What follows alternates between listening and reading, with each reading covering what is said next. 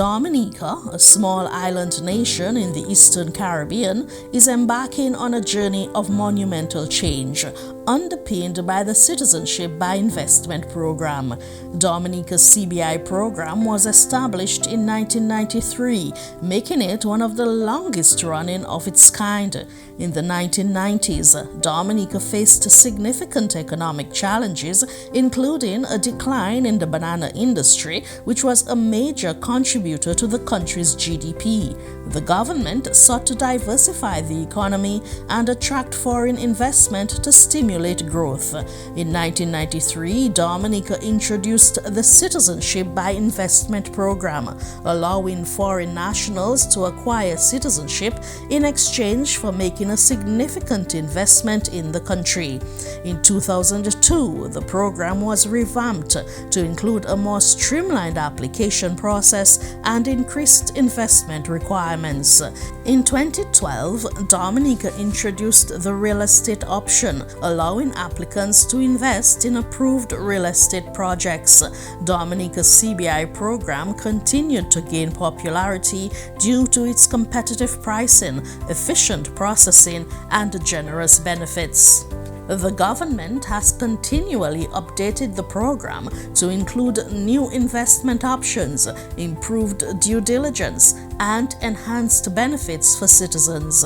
Today, Dominica's CBI program is considered one of the most reputable and popular programs globally, offering a unique opportunity for individuals to acquire citizenship and contribute to the country's economic growth. Our spotlight is on Dominica's CBI program and the groundbreaking infrastructural projects that are reshaping Dominica's future.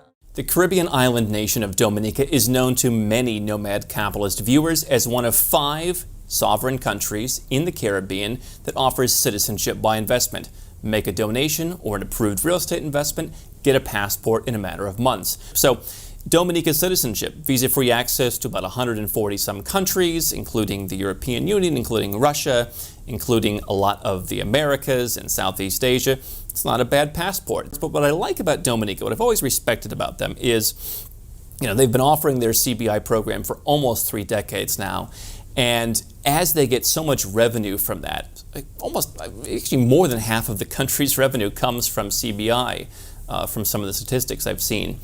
They're always looking for more innovative ways to bring people to the country. I went through the St. Lucia program myself, where citizenship by investment generates a pretty small part of the country's revenue. It's a much smaller part of the economy.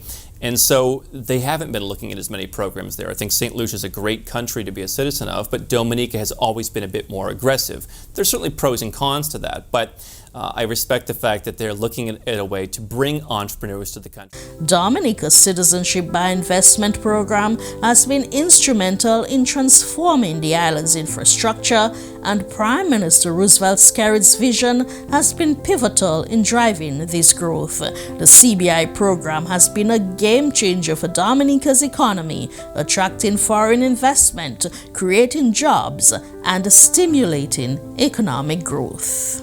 Really and truly, this citizenship program started in Dominica in March of 1993, and the idea is that it's to attract foreign direct investments.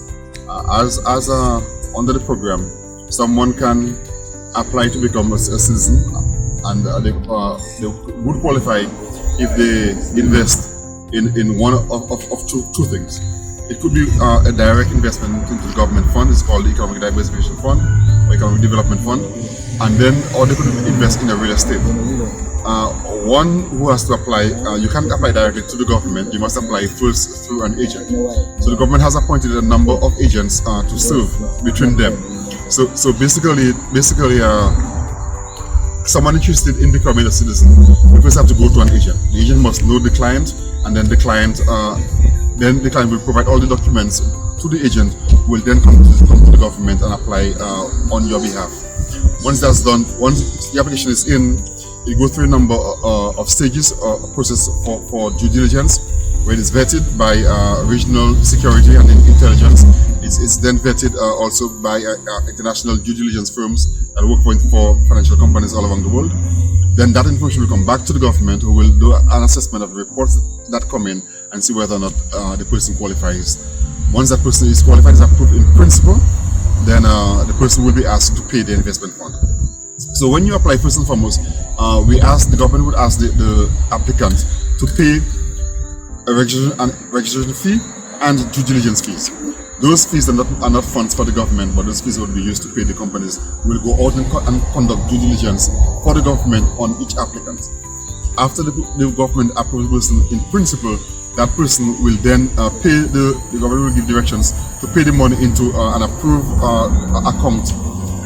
And once that money is done, it's paid, the money is received, the person would then be given a certificate of naturalization and would make them a Dominican. The agent would get that.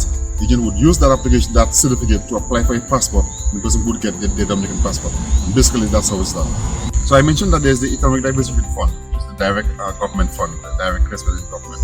The other area would be what is called a real estate program or a real estate project, where the person could apply to buy shares in an approved real estate, and once they pay the funds to the real estate, they go through the same due diligence process, and if they approve, they were asked to pay the investment in the real estate. And once the real estate can show to the government that the funds have been received, then the person will be granted a certificate of naturalization as well, and then they will go on to get a passport and become citizen. We'll explore how a small nation punches above its weight in infrastructure development.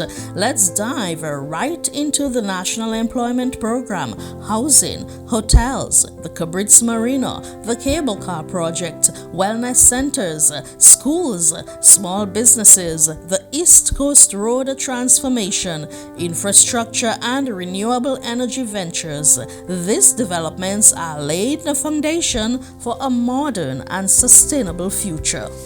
Dominica has been on a journey of recovery and growth. In response to the challenges faced by its citizens, the government launched the National Employment Program, a comprehensive initiative aimed at providing employment opportunities and stimulating economic growth. The NEP, I didn't had since I get to know about it. I was there and I wasn't doing anything, and then they came up with the NEP program, and then I decided to go and get a job, and I went and I talked with the people, and then they helped me out, and then they gave me a little job, and then I took that job, and then from there I work, and then now see it helping me good. It's a good program. I find it's a good program because for me, for my part, it helped me a lot. It helped me because when my bills, I have to pay my internet, my water, and it helps me. And I think it's a good program for the people of Dominica, and I think people of Dominica should appreciate it, because anytime it stops, I don't know where we will be. But for me, I think we should continue because it's a good benefit for me. It's helping me a lot during the month. One of the critical areas of focus for the NEP is within the health sector. The program has enabled the employment of medical professionals and other healthcare workers, improving the quality of healthcare services across the island. In terms of the CBI program, we have used funds from the CBI program to do our health center, Newton Health Center, Newton Health and Wellness Center, and that has impacted the people of the constituency tremendously in the area of healthcare. I mean, when I pass through Newton and I see the number of people utilizing the Newton Health Center for all sorts of things that probably supposed to be done at a hospital. They do ECG tests, they do the blood tests. The only thing probably they don't do is x-rays. There's also a pharmacy where people can get their medication. And so that health center is utilized every single day. And so people get proper health care. We have wonderful nurses. We have doctors there every single day. And the beauty about this, because healthcare is something that is expensive. It's extremely expensive, and they are getting this service free of charge as a result of the CBI program. So the Newtown Health Center, as I said in an earlier interview, that health center was supposed to have been constructed in Aliko. And when I came in as parent, I said to them, I always know Newtown having its health center in Newtown. And Newtown people won't be pleased that the health center is built outside of the community. And so we searched for lands. Mr. Daniel Lagwame, soul rest in peace, is the one who sold that property to us, because we have an issue where land is a challenge. So we had to purchase private lands to construct the health center. And I was wondering, where are we going to get the funds from, local funds, to build the health center? And so, thank God, the CBI funds was used to construct the Newtown Health Center. And today I can boast as the parent that we have one of the best health centers on island, the most utilized health center, and one that has the most professional, loving and caring doctors and nurses. Okay, well, many people benefit from the health center. It's close to us. Before we had to go to the Roseau Health Center to access health care. But since it is here, much more people are coming here. And me personally, I am there very often because I like doctor. Once I feel something, I come to visit my doctor and I get impeccable service from the nurses that the doctors say. Well, the service, I find right now the doctors are more readily available, and we don't have to go down. We do not have to go, well, those of us that are just in the environment, we don't have to go very far, and it's a much more comfortable setting than before. Well, for me, I no longer have to come to Newtown and then go down to Roseau. Right now, when I see the doctor, I can just go upstairs and get my medication once it's available. Well, I find the government is making good use of the CBI, and I'm a very vocal person, so if I wasn't satisfied, I would say so. Not because it's me, Fred. I mean, everybody that's going to see me on the thing going to know, they know where I stand. But it's not because I am a supporter of the government I'm saying that. I can see the benefits for everybody, right? We didn't have a health center in Newtown. We were in the church building over there, and that was not a very comfortable setting. Then they had to take us out and put us Roseau. That was another drama by itself. Right now we have comfortable settings. They also have been putting housing for people that are in need, and I think that's a very good initiative. Plus they're still helping people under the NEP. I don't know what else we can ask for.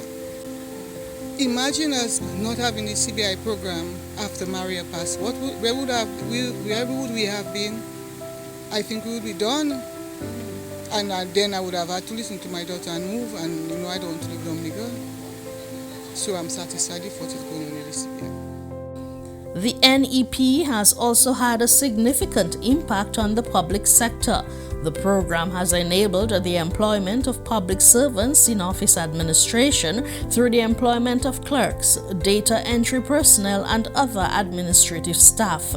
The program has improved the efficiency and effectiveness of office operations, supporting the growth of businesses and organizations across the island. One of the things that has benefited us most in the Carnival space is the ensuring of the employment opportunities for people of Carnival descent.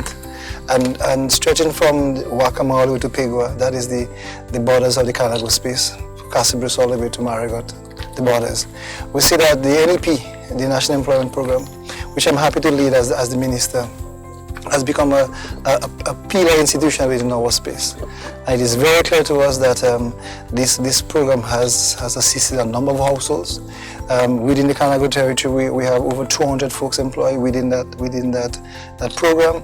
A number of those folks are ensuring the beautification and the management of our environment. There are a number of folks who are also engaged in the private sector and in the government service. So every month we see families benefiting from just a simple employment opportunity within their own space. The NEP has also invested in community development, providing employment opportunities for individuals working on projects related to the cleanup and beautification program, community outreach, and youth development. Catherine Laron. I am the supervisor of the Eastern Britica National Employment Program. I became a part of a program when the program first initiative in 2014, and I was the first set of people to enter the program. It's been maybe 11 years now, and the program has done a lot for me, and I don't never want it to end. Well, it's a job. Well, it's the when I have a job, you have to put on the table, feed my children, send my child to university in the States, and it's a very good program, and it have done a lot for me and my family especially. Well, I've heard a lot of stories, not in the Eastern Britica alone, in different areas in Dominica, where it changed their lives, where they never raised up working in their lives, never.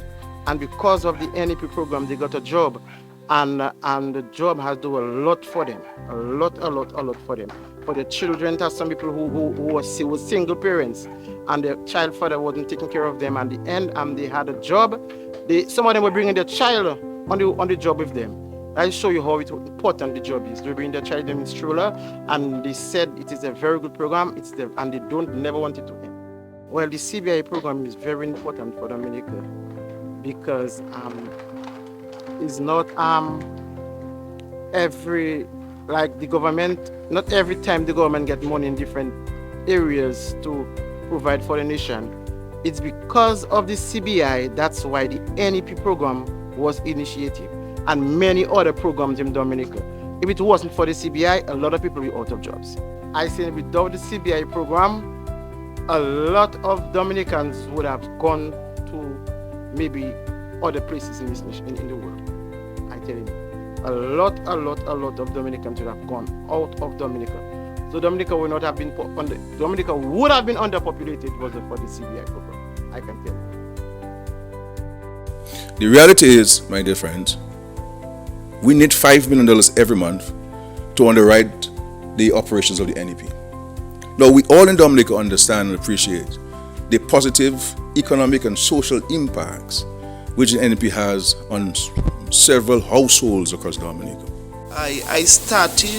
When I started the NEP, the year they started, first inception of NEP, I started as a cook at the Davis Primary School, and then I went into beautification, and from beautification there was a vacancy open to be a supervisor under the caregivers, for the caregivers. So I applied for the job, the opening, and that is how I became supervisor. Well, to tell you the truth, at the end of the month, you get a salary, you got paid for what you are called to do, and I believe that with it we can pay our bills, we can do groceries, we can do whatever people do with money. So I believe that it's a form of income into my family, and we bless God for that. That is entirely has always been financed by the CBI program because it is a capital project, it's a capital program, and it's financed by the CBI. Thank God we have been able so far to continue finance it. Even during the COVID time, we paid the NEP people, even if they were not working. Most of them were not working, and they're components of the CBI program because people only see the NEP workers on the beautification program, but there are people who also under the NEP who provide care to senior citizens, the sick and shortened, and people with disabilities. There are also NEP people who work in the private sector. There are several small businesses across Dominica who rely on the support from the CBI to underwrite portions of their expenditure. And that has been able to help them, carry them through to sustain their investments, until they graduate out of the CBI program. And there are many who are engaged in the public sector, gaining skills, and many of them have graduated and moved into the establishment of the public service. Even in the private sector, or government entities, most of them have gotten permanent jobs at the aid bank, at the Social Security, and other entities because of their diligence, the work experience that they have gotten, and they're doing well. And the majority of the housing financing is come from the CBI. The hotels that we built that are now providing employment for people, that has now improved the number of marketable rooms that we have in Dominica, which now, this is part of the reason why there is a case to be made for United to fly into Dominica. This was the reason why there was a case for American to fly into Dominica. This is a case why Caribbean Airlines has been having a flight from United States via Port of Spain, Dominica, Port of Spain, United States, because there are rooms for people to come into. And this is why we're committed to doing more rooms, because there is an increased demand and we have to ensure that we have more rooms to create jobs, sustainable jobs for our people. And of course, the other infrastructure work that we have done in Dominica. And all of these things are being financed by the CBI. The marina is being financed by the CBI. The international airport is being financed by the CBI. Those projects are going to have a sustained long-term positive impact on the lives of the country, of the citizens of the country, and of course, the economy of Dominica. Now, let us not kid ourselves, and the opposition will want to say, no, that's what they want to do. They, in our view, and the view of many independent arbiters, their intention is to stop the program. Because they believe that if the program gets stopped, there is no more source of revenue for the government, then that would maybe precipitate the government this party getting out of government. As simple as that. It is an attack on the way of life and the livelihoods of Dominicans.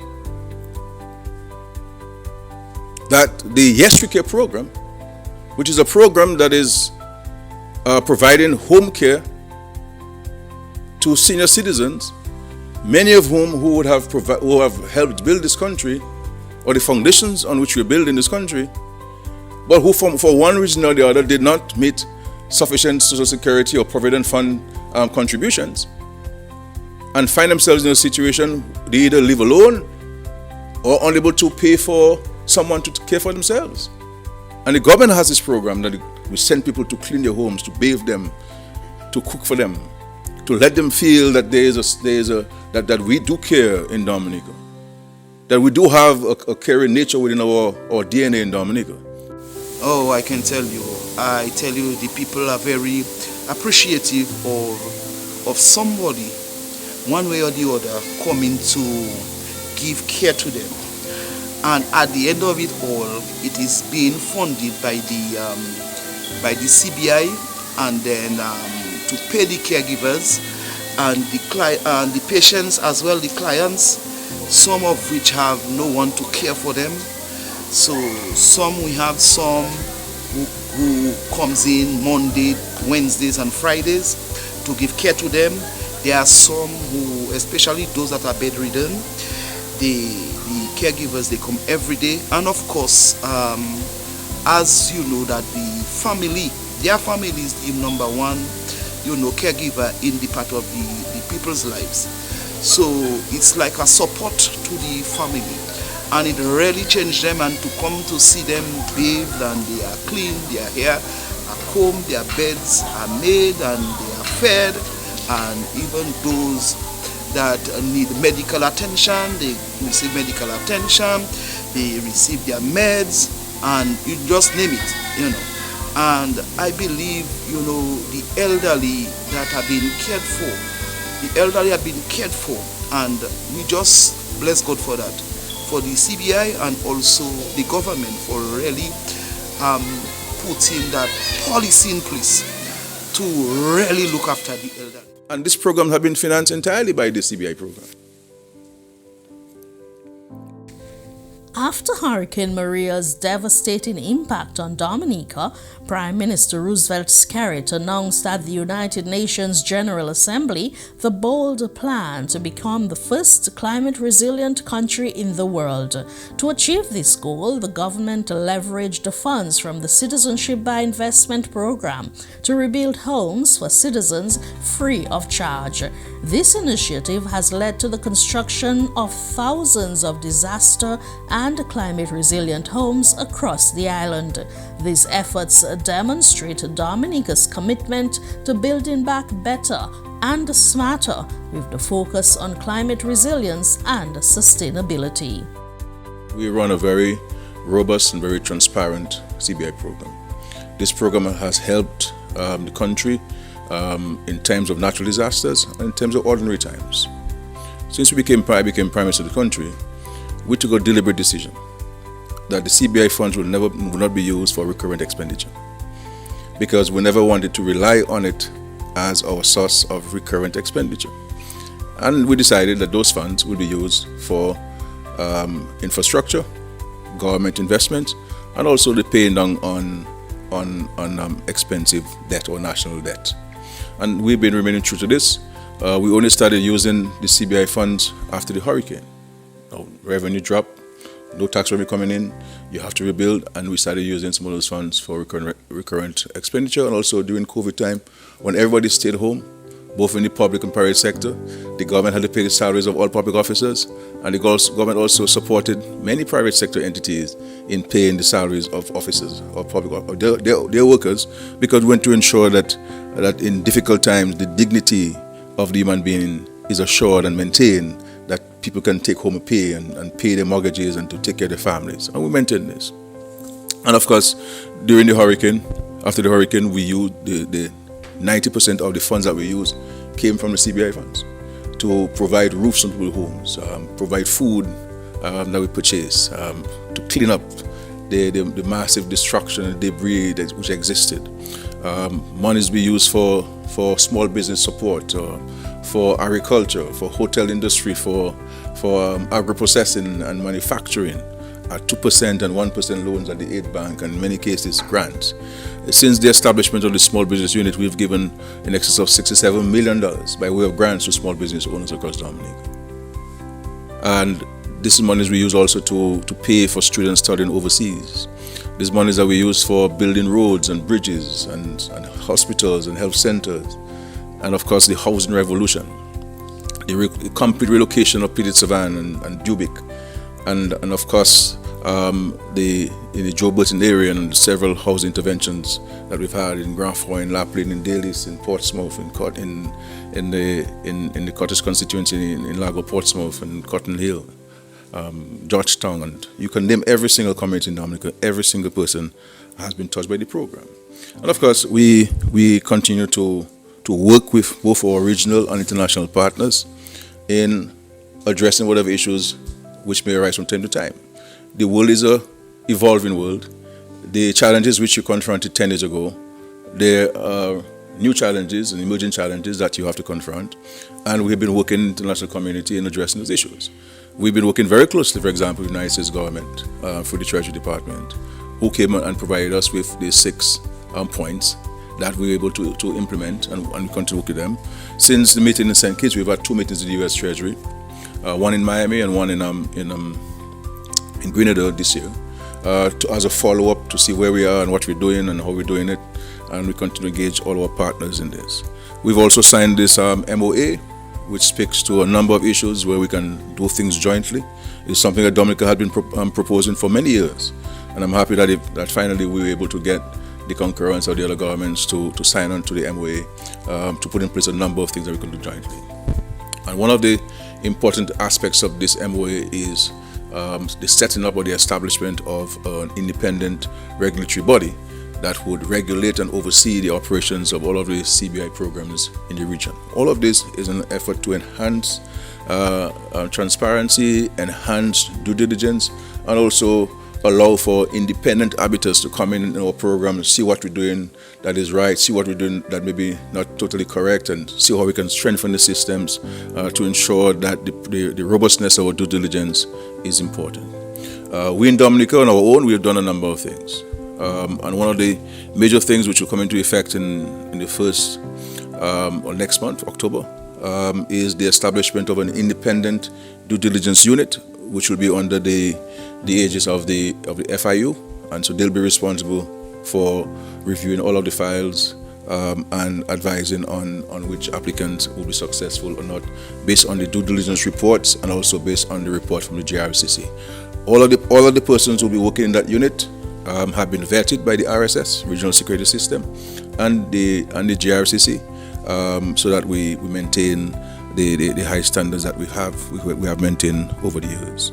The CBI program has enabled the building of roads, hotels, and other critical infrastructure, improving connectivity and accessibility across the island, providing employment opportunities, stimulating economic growth, and improving the quality of life for citizens.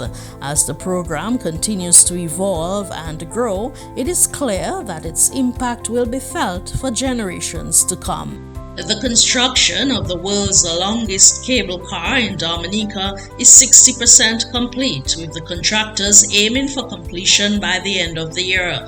Project manager Randall Gledge said earlier this year that the work at the bottom station has been completed and workers are currently tackling the top station's foundation.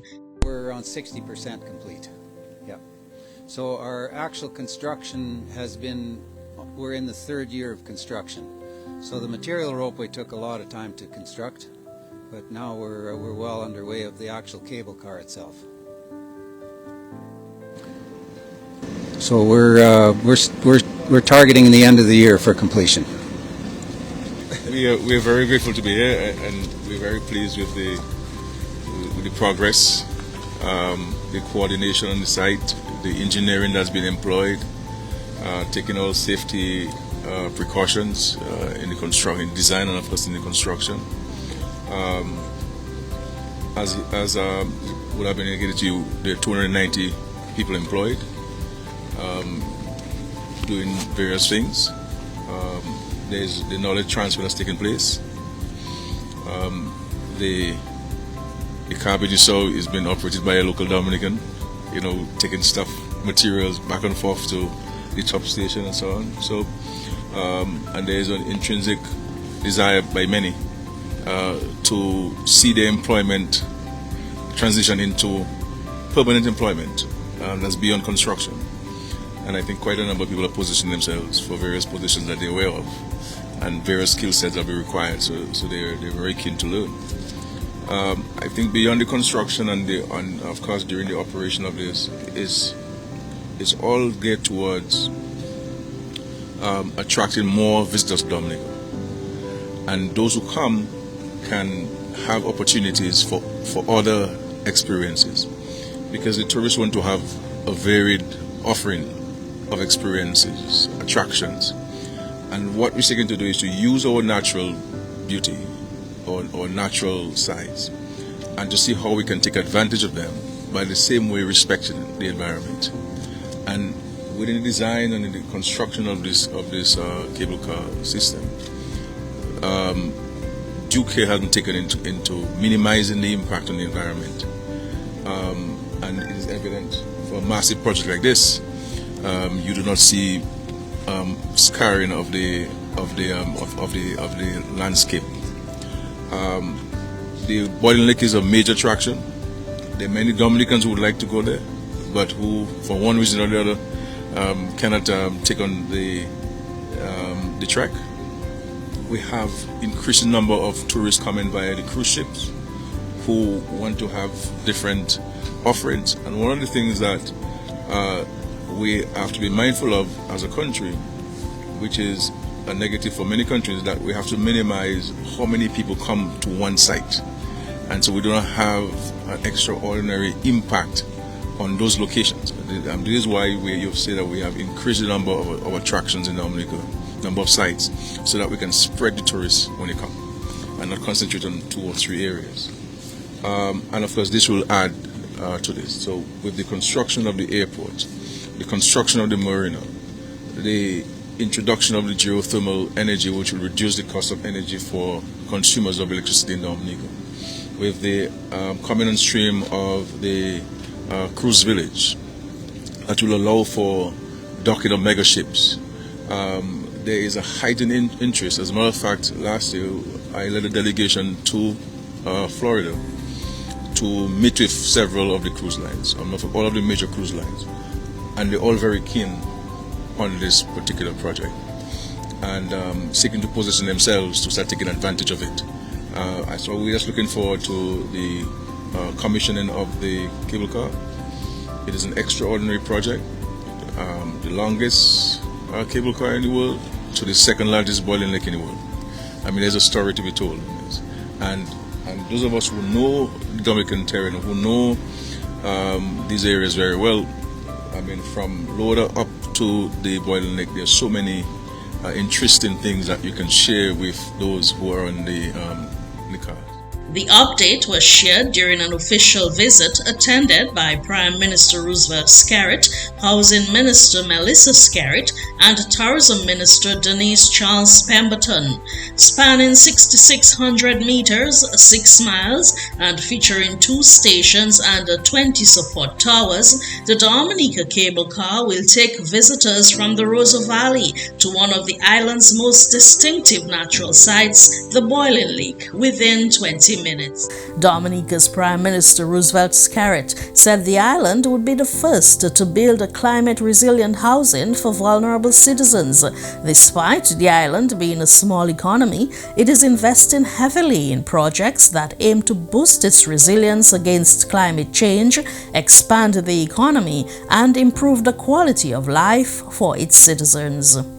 The government of Dominica has been making significant progress towards achieving its agenda of becoming the world's first climate-resilient nation. As part of its goal to provide safe, modern, and resilient homes, the government has announced a major update with the Scott's Head Housing Project and the Egliston Housing Project nearing completion. Honorable Melissa Scarrett, the Minister of Housing and Urban Development, has been a strong advocate for housing development and community growth.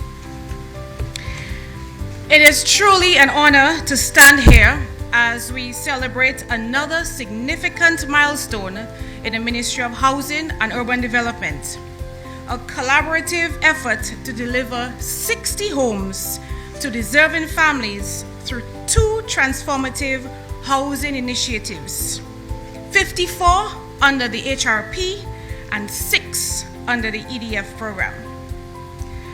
Ladies and gentlemen, what could be a more meaningful way to usher in this Christmas season than this act of compassion and progress? And you know, I hear many people who want to ask the government, why do we give free homes? But isn't housing a human right? I say to them.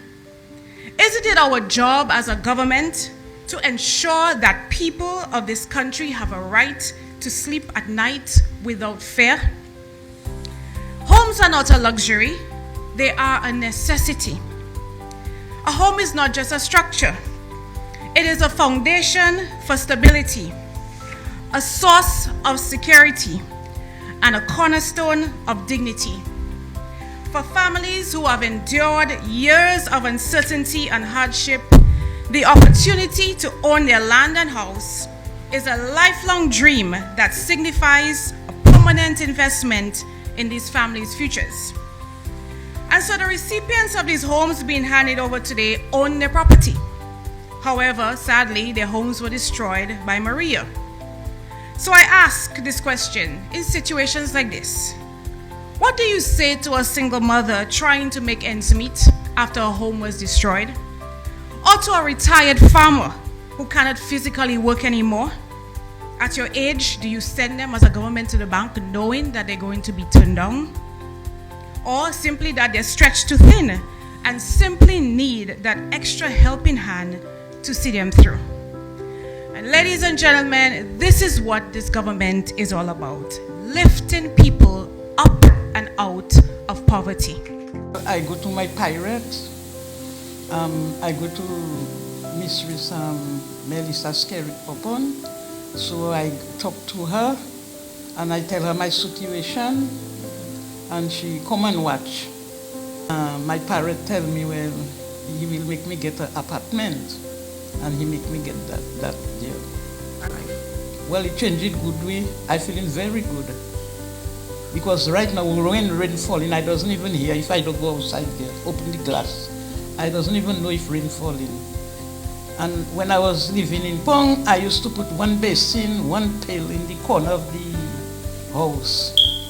It was leaking plenty.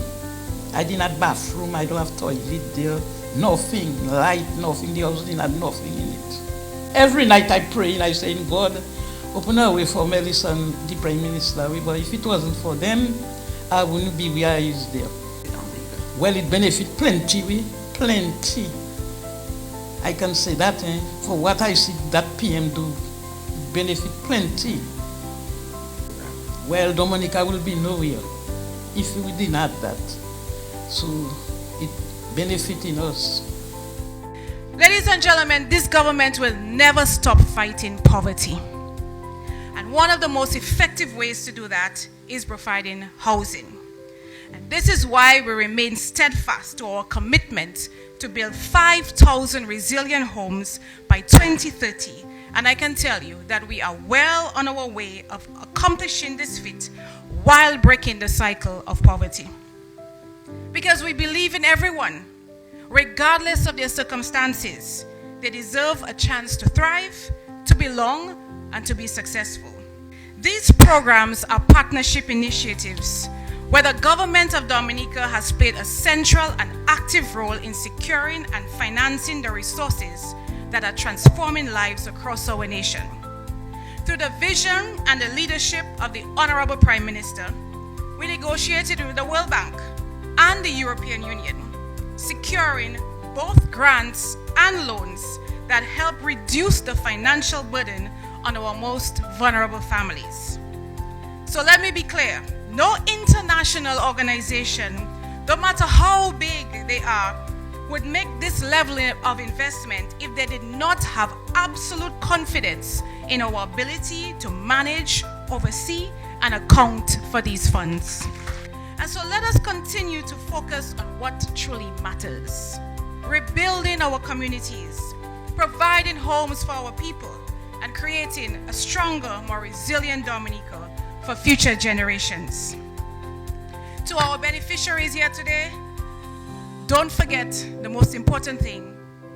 When you say thank you to the Almighty Father for gifting you a new home. Be grateful for what you have received. Whether you support this government or not, the fact is that God has used us and is using us as His vessel to bless you and your family. So whether it's World Bank, whether it's EDF, government, it's all a collaborative effort. And our partners could not do this without the government, and the government likewise could not do this without them.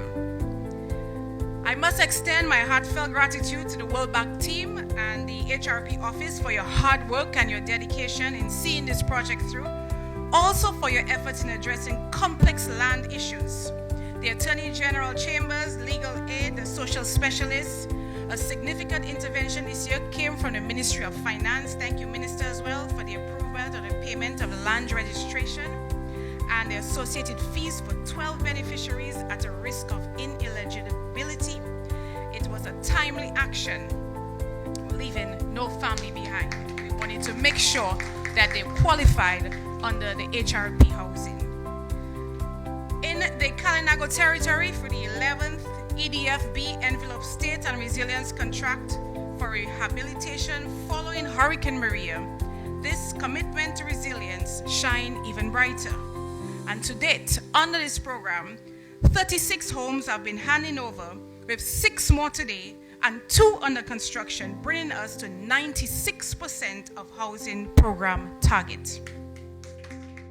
Mrs. Skerritt has been instrumental in implementing the Dominica Housing Recovery Project, which focuses on rebuilding and providing climate-resilient homes to families affected by natural disaster. The completion of the Scott's Head Housing Project will play a significant role in providing 21 families with access to safe, modern, and resilient homes. The devastation that my people endured after Hurricane Maria, including the loss of 16 people, and many people were homeless. That I will say was one of the most darkest period in my life, seeing so many people vulnerable and helpless. But thank God we had CBI. When you woke up the day after Hurricane Maria and you saw the debris on the road was completely blocked, villages cut off from one another, and I mean, that was like a nightmare. And here it is where I was wondering, how are we going to rebuild our country with all that destruction? Thankfully, because our Prime Minister was saving money for the international airport and using the funds raised on the CBI wisely, we had money to clean up our country before anybody reached out to help us. And so CBI has been critical in helping Dominica rebuild itself after Hurricane Maria, and not only rebuild the country by cleaning up and repairing roads and bridges, but also helping us build resilient homes for our people. And I can tell you, in the Suffolk constituency alone, we built about 35 homes after Hurricane Maria, and the government, we are currently constructing about 16 homes in Point Michel and 22 homes in Scottshead under the Citizen by Investment program, and the homes are being developed by MMCE. The benefit that we find we have in that committee under CBI is very good. First of all, the type of housing. Because when a hurricane comes, we have to go up to the mountains. We have to go to the mountains, in the holy mountain. So right now, CBI build some houses up there for us. And then people have little shacks, little thing, and they have to move out. Today, they haven't got that anymore. We're satisfied with what happening for us in the community. And if somebody's saying something, or if somebody that just grudging that vibes. Because proper housing, toilet, the most important toilet, you know, all them things important for us in the community. The type of roads we get up in the mountains is very beneficial for us. People that will never had a house and will never have a house, only really could have a house maybe if they play Lotto. And to have a house built at least $300,000, a 3-bedroom, and it's very good for them people. Then people in the ghetto there are some apartments up there for them. They'll no longer be in the ghetto squeezing up and them things there. They will be up there well safe.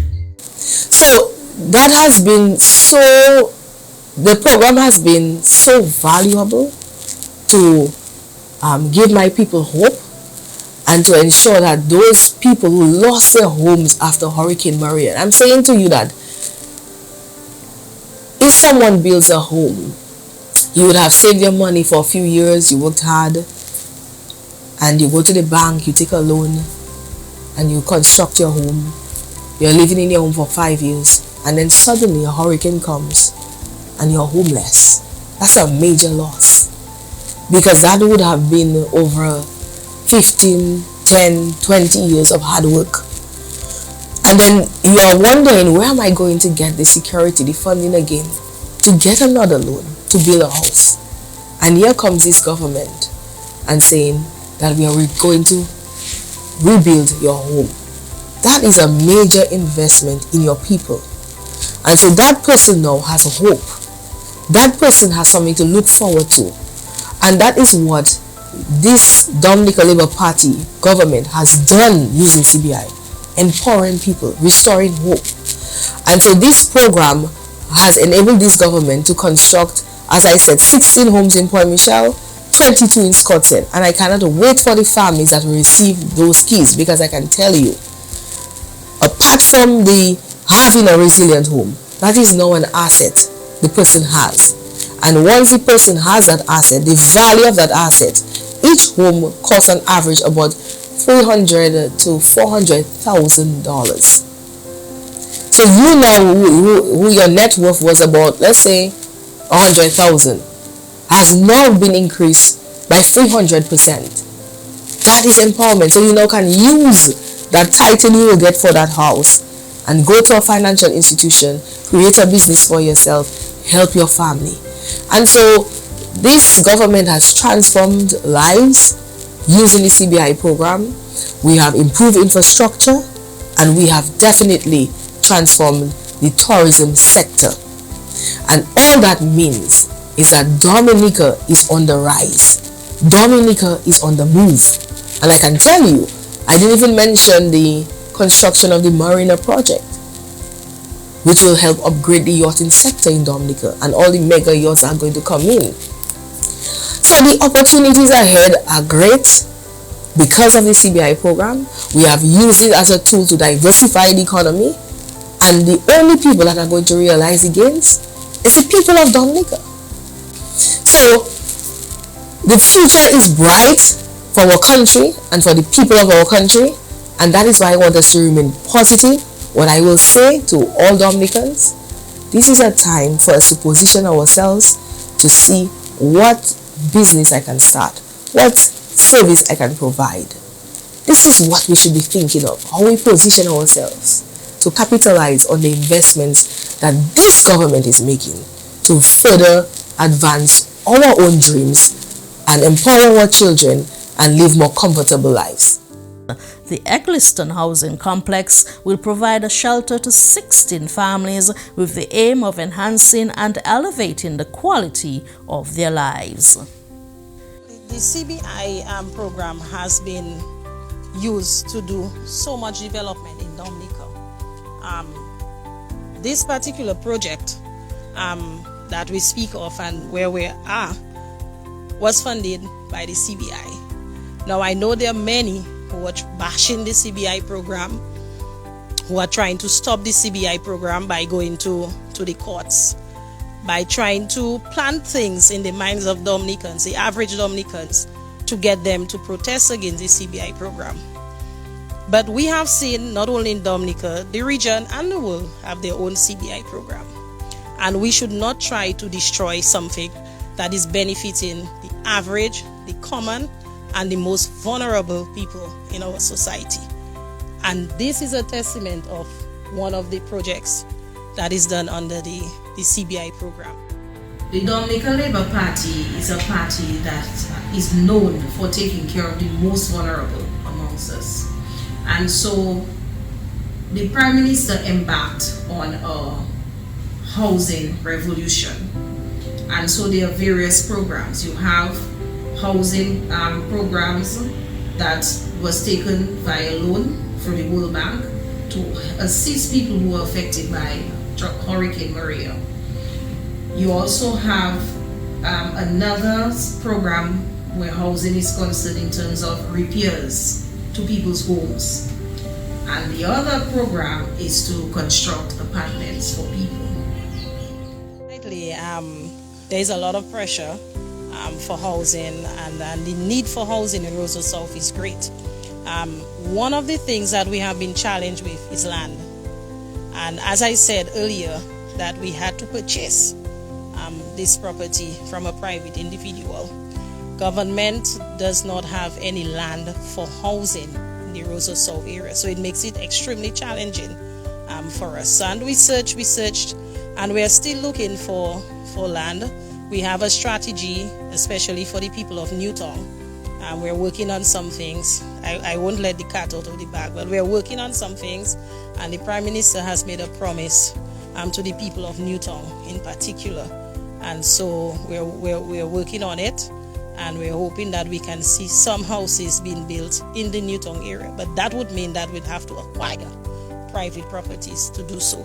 But yes, that is a first phase, and the intention is to construct some more homes for the people of the constituency. Cecil, I get requests every day, and 90% of these requests are housing. So the need is great. But we are thankful. I always said to people, you have to be thankful for what you receive, and we are very thankful for the 16 that we are receiving, and so we're hoping and praying that we would get some more. This housing is funded by the CBI program, and I can tell you, I call these apartments Beverly Hills Eggleston Apartments. It is really beautiful. We have constructed 16 3-bedroom apartments, and these apartments are for families. The view is amazing. They can get the view of the sea and also the mountain. It's in a very tranquil and peaceful environment. It will also cater for people who want to do the agriculture.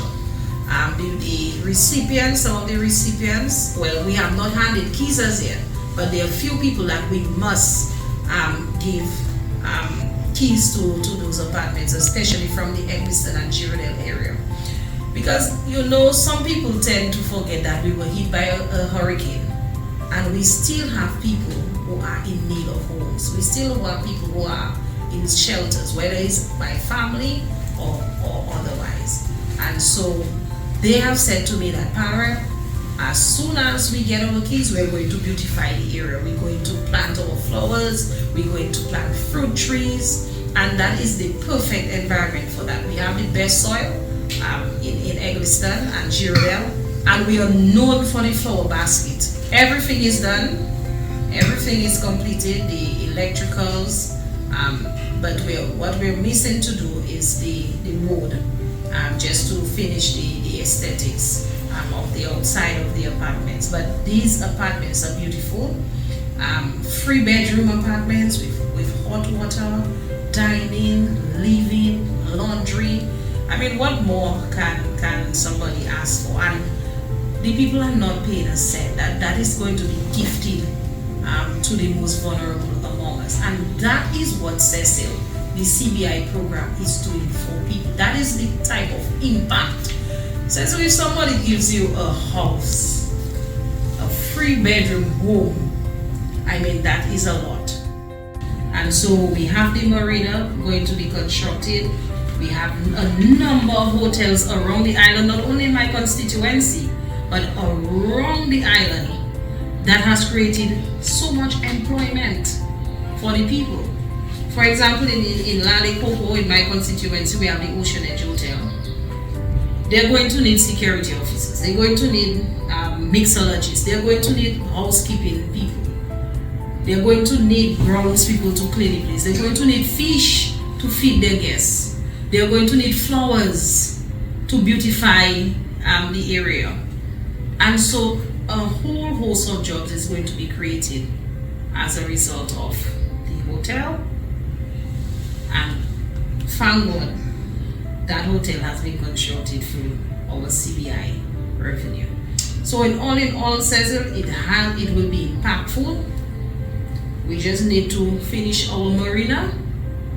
We need to finish our international airport. We need to construct our new cargo port. We need to construct a new cruise port, and all that will come from the CBI program, because Dominicans are not paying so much taxes. We're not going to generate the type of monies that we require for these infrastructural projects through taxation.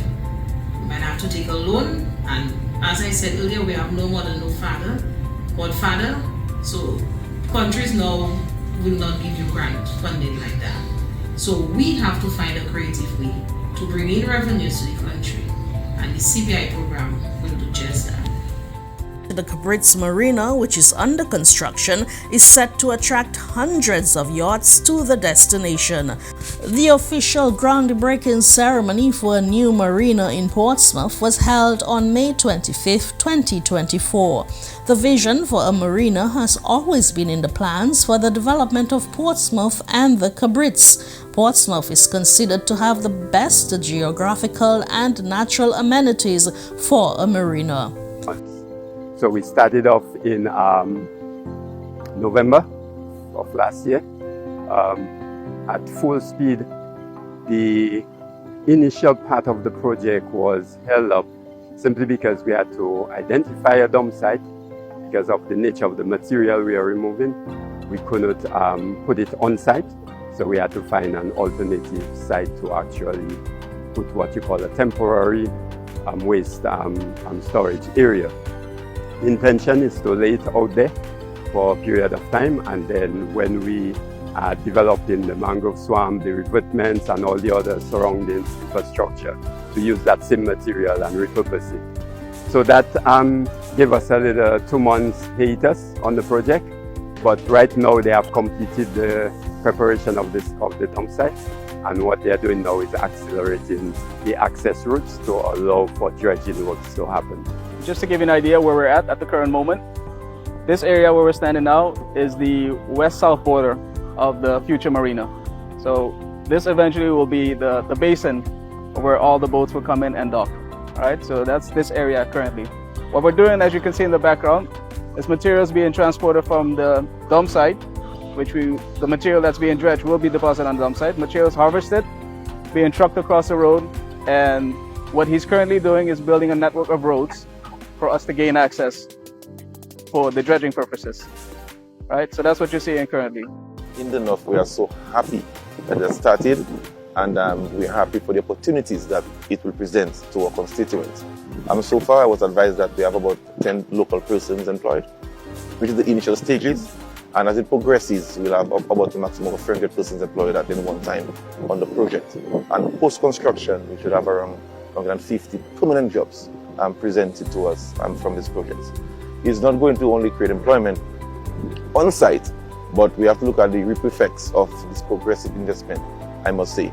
If you look at the opportunities for farming, for farmers, we'll have to produce and provide fresh produce to the establishments. If we have to look at the service providers, the person that will clean the power yachts and the other amenities on site, and also persons doing laundry services, and the head braiders, the tour operators, the tour guides, the restaurants, the bars, and even hotels, because persons come on the luxury yacht, they want to sit in at least in one of the Airbnb hotel. So the opportunities are endless, and the persons in the north and Dominica the extension must look at this seriously and prepare, for the opportunities that the marina will present to them. The Dominica Geothermal Development Project is a transformative initiative aimed at harnessing the island's substantial geothermal resources to provide sustainable and cost-effective energy. Spearheaded by the Dominica Geothermal Development Company Limited, a government-established entity in December 2016, the project seeks to reduce the nation's reliance on imported fossil fuels, enhance energy security, and position Dominica as a leader in renewable energy within the Caribbean. This is Conor Lennon for UN News. Now, the international community agrees that we all have to move away from fossil fuels. They're contributing to the climate crisis, they're contributing to pollution. However, it's not very easy. Many countries are still heavily dependent on some of the dirtiest fossil fuels, such as coal, let alone oil and gas. But here on the island of Dominica, a potential solution is afoot.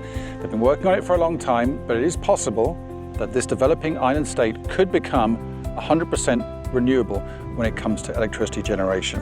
Thanks for coming here as well, and also thanks for sharing your hard hats with us, because we are still on the construction site, and this is where it all happens.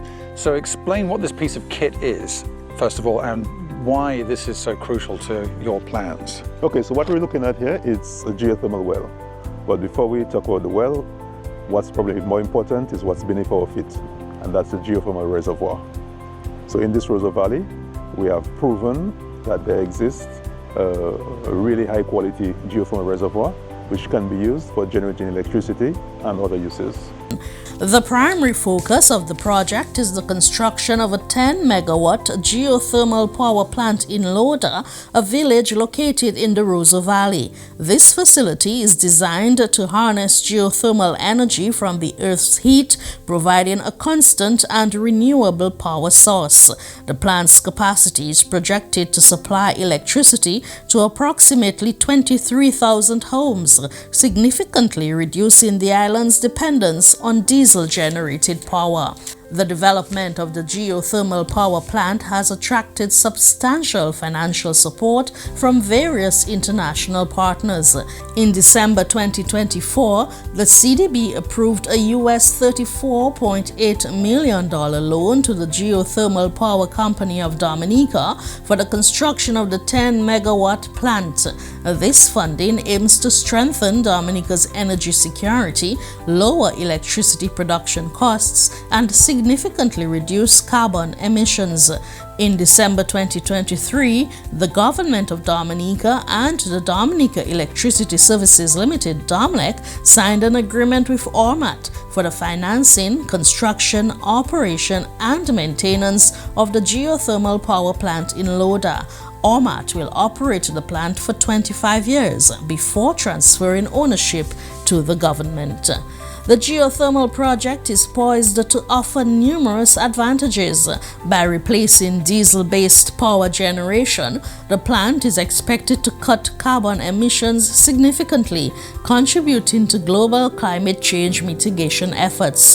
The shift to geothermal energy is anticipated to lower electricity costs for consumers and businesses, stimulate economic growth, and enhance Dominica's energy independence. The DGDC Limited has actively engaged with local communities, particularly in the Rosa Valley, to ensure that residents are informed and involved in the project's development. Public consultations and meetings have been held to address concerns and provide updates on projects. Looking ahead, the successful implementation of the geothermal power plant in Loda could pave the way for future expansions, including the potential export of clean energy to neighboring islands such as Guadeloupe and Martinique. This aligns with Dominica's broader vision of becoming the world's first climate-resilient nation and a renewable energy leader in the Caribbean. Vince Henderson, Minister of Foreign Affairs, International Business, Trade and Energy. And tell us, where are we and why are we here, Minister? Well, you're in the most beautiful geothermal site in the world, the Rosa Valley, Loda to be specific. And this is the most visited, should I say, tourist site on the island. Very beautiful, cool, pristine, and we hope it'll keep it that way. But I would imagine not many tourists will come to exactly this spot that we're on now. What's happening right here? Well, we are right here. This site is actually a site for reinjection for geothermal power plant. We chose geothermal not because it's easy, but because it has the potential to transform Dominica, not only for energy, but for livelihoods, creating more opportunities for businesses and of course reducing the cost of electricity to families. But of course there's always the benefit of the environment, which is the primary benefit. That one we hoping we can maximize to get to the point one day where we will have 100% of our electricity demand being met by renewable energy. And I should say, before I continue on the geothermal path, we in the Rosa Valley, this is also the location of our hydroelectric power plant. And we already have 20 up to 30% on a good year of electricity being generated from hydropower. But most of it's coming from diesel right now, which... So the other 70% comes from diesel. And like most island, I mean, it's normal, most island countries have this. Well, we're better than most islands. We have 30% hydro, and that has been so since 1950. So we are already ahead. And we have some solar and some wind, but primarily we are slightly better than our neighbors, or even throughout the world. But still, at the moment, majority diesel, it's expensive, I'm sure. Very expensive, very expensive. Even with hydro, electricity rates in Dominica are pretty high, one of the highest. So you must have done all of the studies. You told me that you've been working on this project not for 10 years, not for 20 years. This has been going on for a long time, this idea. Tell me when the idea first started and also why it's taken so long to get where we are now. Well, I was hoping you would not say that I have been working on this from 1960. No, not you. You're far too young. You're far too young. But we have. The government. But Dominica has been pursuing geothermal since 1969 with the assistance of the United Nations. Since 1969, studies were done, surface studies to determine the well, to first determine that we have the potential for geothermal energy on the island. And then the efforts really went into government pursuing and looking at this together with the French territories. And by 1974, the government, through an act of parliament, created a Dominica geothermal company to develop geothermal energy. So we've been very ambitious from 1974, and also, and those efforts continued up to the 90s when a concession was given to a company to develop geothermal in 1994. And unfortunately, nothing happened. By 2001, the government, with assistance from the Organization of American States, once again started looking at geothermal, and that was an OECS-wide project where the countries in the Eastern Caribbean were being considered for developing geothermal. By 2008, the government of Dominica was able to secure funding. We were fortunate we were able to get some funding, so we started doing a whole bunch of studies, and then by 2012, we were able to drill test wells, exploration wells, to determine that we really had the resource at commercially viable quantities, and we were able to prove that. And the potential is huge. After these studies, you thought, wow, potentially we could not only power the whole island, 100% renewable, but also sell this clean energy. Yeah, well, I'll tell you, by 2001, 2002, we were told that we had over 3,000 megawatts of potential. It's not something I like to quote because, as I said to people, if we were to harness all that, we may have to drill where you live. So, but the fact is, the island has, potential for power that goes way beyond our domestic needs. And even if we were to develop, rapidly, we still won't be able to consume all that power. And the cost of that energy presumably would be pretty low compared to where you are now. That is where most people are not doing geothermal that we need to talk about. And why is it that Dominica has been so successful so far? So we have the potential, and we recognize that our neighbors have great demand for power. And that is, we like to say we're in the middle of Europe because we have Guadeloupe to the north and Martinique to the south. And they're not that far away. So we started pursuing selling power to them via subsea cables. So we negotiated agreements with French companies, even Électricité de France, EDF. We started working with them in the 90s, well, by 2010, 2012, actually. We started negotiations with them so that we could sell power to Martinique and Guadeloupe. That is still an active consideration, but we have decided to pursue the construction of a plant to first meet domestic needs. But we have the potential. And the other thing that we're hoping that we will move to quickly is the production of ammonia and green hydrogen, which is really where the focus should be, moving away from connecting cables to actually producing fuel cells. So for the region, you're pioneers, aren't you, for this transition to low carbon technology? Well, we're in good company. Nevis, the island of Nevis, St. Kitts and Nevis, they were ahead of us in terms of test drilling. They did their wells before, but they had their own challenges. So they sort of fell back a bit, but they're moving ahead. And I know that progress is being made. St. Vincent and the Grenadines also, they drilled a few wells. They've not been as successful as Dominica, but they've also made investments. And Grenada has done some surface studies and hoping that they can move. St. Lucia had wells drilled in the 90s, but they were not successful.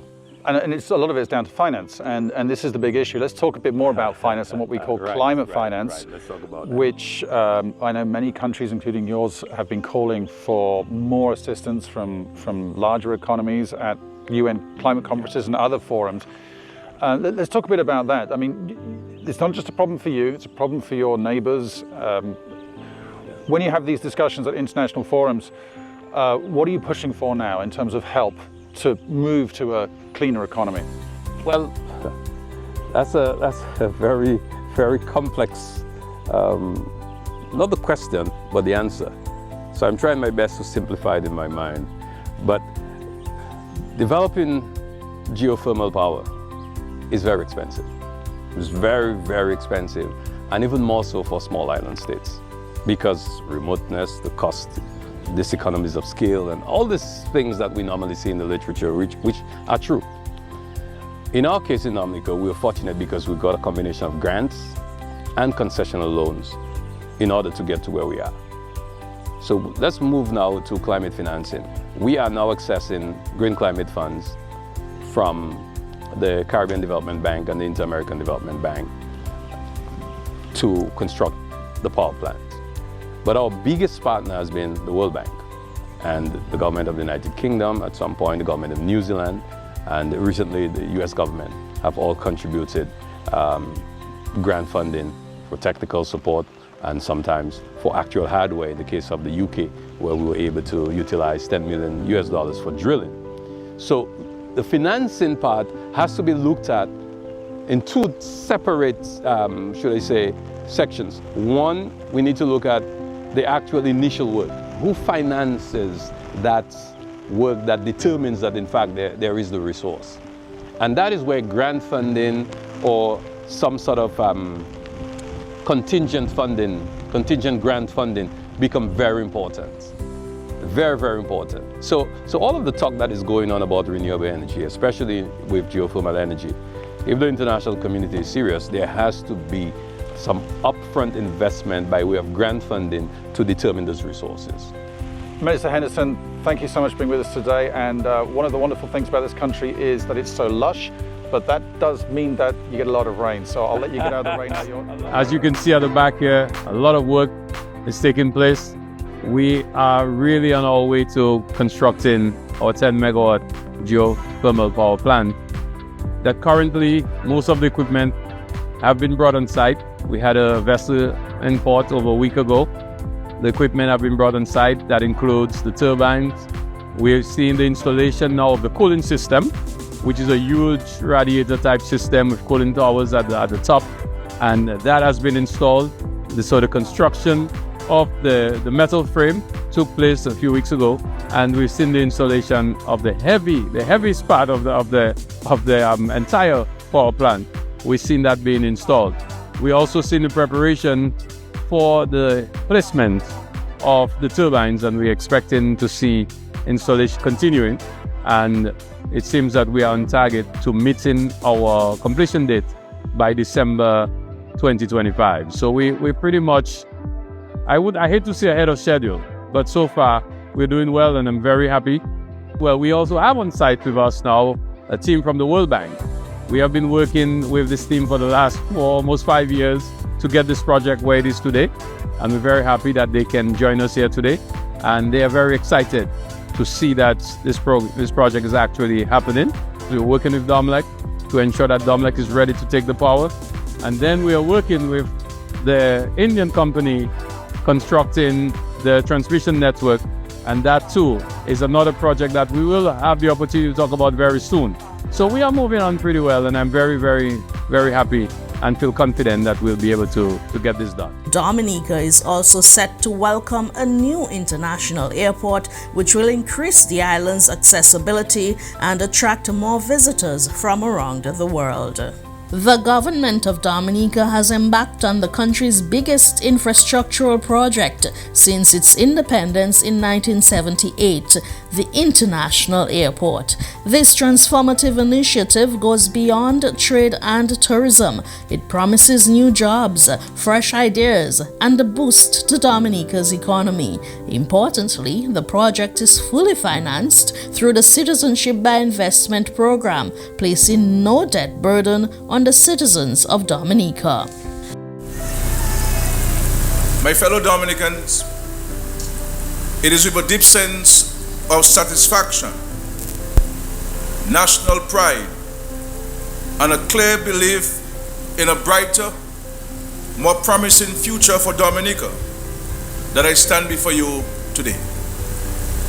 June 9, 2021 will be remembered in our history as the day Dominica took that bold step towards realizing a remarkable transformation of our country for our citizens and for the generations to come after us. This is a moment to remember. It is a proud moment for this country. As a small island developing state seeking to make its mark among nations and for all of us as Dominicans. Dominica will have a modern international airport equipped with air bridges and fully outfitted to receive international passengers and cargo. The construction project will be executed in 5 phases, valued at just over $1 billion Eastern Caribbean dollars. It will be built to meet the new resilience construction standards in this country. We are not just building for today, but for the future and to survive natural disasters. The airport will provide permanent employment opportunities in a variety of areas for our young people in particular. It will open up opportunities for a range of providers of goods and services, from caterers to fuel providers and from maintenance to spa services. This will add several hundred new jobs to the national economy. In addition to the direct jobs, the new airport will also create a significant number of indirect jobs in the transport and tourism services sector. This will include those for taxi drivers, farmers and fisherfolk, and increased opportunities for many others. But this is only the beginning. Our international airport will provide a platform for further development. It will be Dominica's door to the world and the world's gateway to a dynamic Dominica. Ladies and gentlemen, friends, the value of an international airport is not merely grounded in the direct and indirect jobs which it provides, but in its overall value to the society, economy, and the geographical region where it is located. This airport will therefore position Dominica as part of a wider CARICOM economy and contribute to the region's growth and development. It will open up links for regional international tourism and trade in order to maximize the full benefit of the airport's presence and value as a national asset. It is this government's intention to position Dominica as one of the passenger and cargo transit centers and hubs in the Caribbean region. We will improve opportunities for trade, business, and general commerce. International trade of necessity requires international access, which is not truly and fully possible without an international airport. And so those who are against the use of the CBI funds must tell the people of Dominica how would they finance the construction of the international airport. Appreciate that while this project is being financed by the CBI, there is a high risk personally to the developer, Dr. Hayden and MMC, because the contract was signed before they raised $1 from the CBI for this project. And the liability is theirs 100%. There's no sovereign guarantee for this project. And with the attempts of the opposition here in the Caribbean and Dominica, if something were to happen to this international airport, to this CBI, then it will be his liability and not ours. And so let us work together and recognize that these people, and in particular Dr. Hayden, has been a true partner in our development. And we must recognize this and not join some among us who believe that every single thing, whether it's the Chinese who are helping us, they want to criticize. Whether it's the Venezuelans helping us, they want to criticize. When the Americans are helping us, they want to criticize. No, my friends, we are God's people and we must always give God thanks for people whom He sent to us to help us. We have to recognize this. And so I want to thank MC, and of course here represented by Mr. Carl Murad. And of course CR5, which is a top Chinese international company. And I can tell you the Chinese knowledge of engineering, this airport is going to be a structurally sound international airport. And so we thank CR5 for the commitment and dedication to excellence.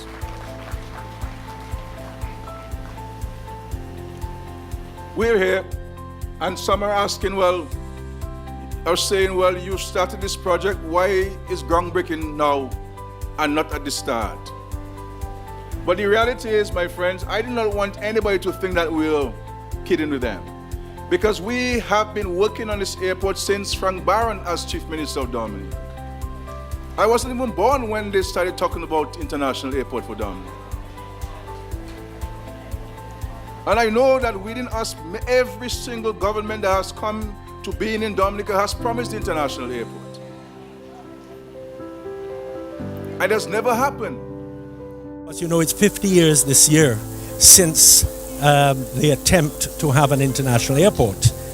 Back in 1970-71, Edward Oliver Leblanc made an agreement with the Canadians to do a study, and they identified a site up near Pont Cassé. We know the area as Brantridge, and they did a 2-year study. But unfortunately, the approach was over Maho and then taking over Casa Bruce. But because of the study, the cloud cover and the rainfall was just too much. So throughout the 70s, under Patrick John, we had a few attempts here and there. Places like Grand Savannah were considered. In fact, Venezuelans came and surveyed it. And then, of course, we had a brief period when there was an attempt to do something at Point Round, cutting across the middle of the island by Dodan and all that. And then in the 1980s, Eugenia Charles got British government assistance for a group of engineers, Alexander Gibb, to come and do a study of all the airport sites all over Dominica, some 12 of them. And there's a report with all of the different sites, Cabritz, even La Plaine was drawn up and considered. And then, of course, we had the UWP period where they had recommended something behind Wesley, but then they got out of power. And as was pointed out this evening by the Minister for Housing, Reginald Austrie, that we are still paying off for the loan they took to do those studies and to buy the land for that airport behind Wesley. And it was at 14% loan, so it extended over many, many years, and we're still there with it. Then the Dominica Labour Party came in. Rosie Douglas was trying to talk about something at Cabritz. But then another study was done under the premiership of Roosevelt Skerritt, and this is the one that we're working with now. It adapted a bit the Freedom Party one and extended it towards Wesley. And so now here we have it. And 50 years later, we are actually putting our first foot forward. So it shows how long it has taken. And we were the last island in the Caribbean actually to have an airport at all of any kind, because it is 60 years ago this year that Melville Hall, now called Douglas Charles, was opened by Leblanc in November of 1961. So we were always, because of our topography, I mean, you know, we have a very difficult terrain, and so this really caused a lot of the delay. And then you had the political issues, and you had the financial issues. So all of these things, you know, have really acted against us. But now this evening with the signing, and already you could say Earth has been moved in a way, because the building of the houses that is taking place at Joe Burton and by the old St. Andrew's School and in other areas around Wesley, and the land arrangements, all of those things are in process. So you could say that, you know, things are in process. But I'm sure that in a few months' time there will be some groundbreaking ceremony, which maybe would be even larger than the one that we have had this evening. So it certainly is a step further than any other government has done. And by taking more time, Lennox, you would agree that more and more dollars would be required. Yes. 50 years ago, we would have been speaking about $1 billion. A few years ago, just over 25 years, we were not talking 1 billion, we were talking almost $200 million. And before that, we were talking about 80 million back in the early days of the 70s. And we heard of governments talking about the Bolt system, build, operate, and transfer. That's right. And now we are seeing a good mixture where the government has gotten the CBI fundings as part of helping to build this international airport. Attempting to build an airport without the pressure, the financial economic pressure being put on the people of Dominica, because of the fact that in many cases you have to take loans, and you have to negotiate for funds with governments, and ultimately you've got to pay back money. And so the attempt is to go forward with the money we have and the money that seems to be coming in. And then along the way, while this is going on, you make your negotiations for the further steps to take place. We used to export fresh flowers and stuff in the 70s as far as the Netherlands on small planes, linking up with aircraft in Antigua or Puerto Rico. But now the event is that we could then do them direct. He used the case of Kenya. So yeah, we could list everything, but they were listed by the various ministers today, the various opportunities that are available for shipping things by air, very much more quickly, efficiently from that airport. No, Lennox, your last question to you, that in reference to February 7th of 1999, when the letter was sent to the United States President, President Reagan, in reference to the interference of building of an international airport by the then opposition, Mr. Edison James. We are seeing some 30 years later, almost the same has been revisiting us in Dominica. But we have seen in 1997 thereabout that the United Workers' Party wanted to build an international airport. What do you make of the issue of flip-flopping from an issue of wanting to build an international airport? Well, I mean, I do remember with Eugenia Charles, she was really very taken aback in 1990 when this letter was written to the American Embassy to be sent on to Washington, D.C., and they said there's an election upcoming, and because you see, Eugenia Charles basically pointed out that one of the biggest initial expenses, is the excavation. And what she had been negotiating for was the CBs, the U.S. Engineering Corps, to come in and clear the earth. And then it was as a result of that move that Eugenia Charles was making that the then leader of the opposition, Edison James, wrote this letter saying that it would interfere with local affairs with an upcoming general election.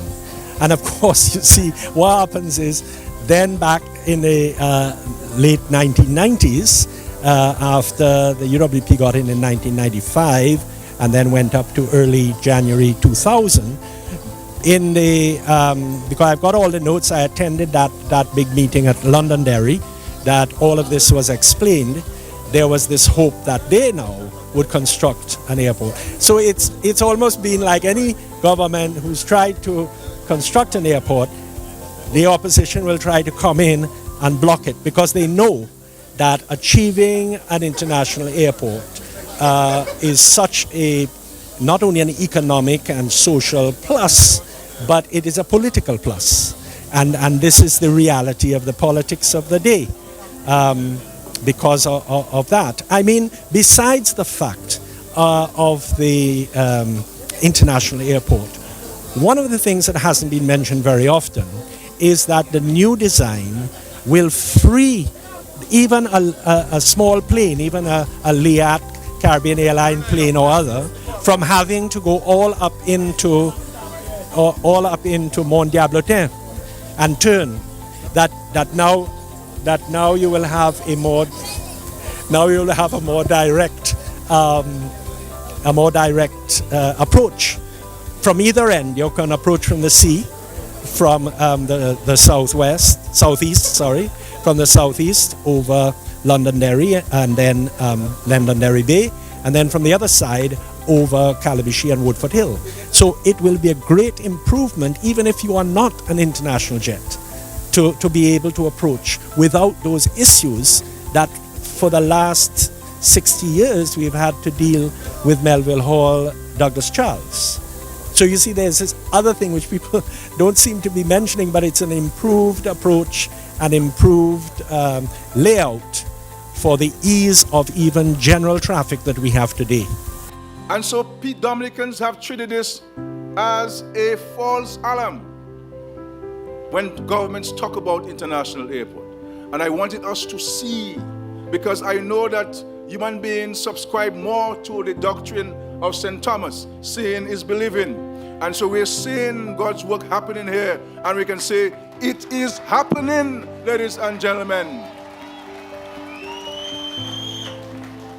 And so we wanted to break down, not at the start, but while we're going on. And it's happening. And the Lord has told me and promised me, He says, Scary, don't worry. It has started, and it shall be completed. And I can tell you that the Lord has never lied to me. He has never forsaken me. And He has always been by our side. And I believe Him that He has started the project, and He will complete the project, International Airport, for us here in Dominica. And so when I became Prime Minister of this country, because sometimes people speak as if when Scary became Prime Minister, we had everything that we had now. And I believe that it is important for us to write down the history of Dominica so that current and future generations can understand and appreciate the kind of Dominica that we inherited and what we have done, notwithstanding the challenges that we have faced. When we came into government, ladies and gentlemen, we had no night landing in Dominica. Christmas time that gets dark fast, by 4:30, 5 o'clock, the country is closed to the rest of the world. And when we said that that the night landing was the short-term solution to air access in Dominica, because we always felt and knew that the international airport will be the long-term solution to our air access challenges.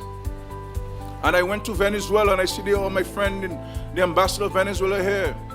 And I spoke to Hugo Chavez, may his soul rest in peace, a friend of Dominica. And I said to him, President Chavez, I want some help to extend the runway in Dominica and to put night landing in Dominica. And Chavez sent the Army Corps of Engineers of Venezuela to help us here. And you remember, they said I was creating a military base in Dominica.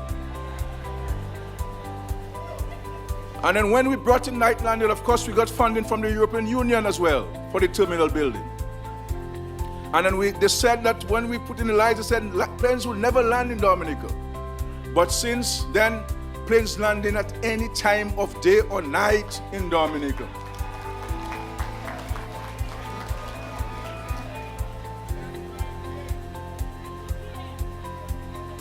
And then we decided in recent time to extend the runway further. Because American is saying to us, they need the extra comfort. And they need to groove the runway so that they have less cancellation when it's raining.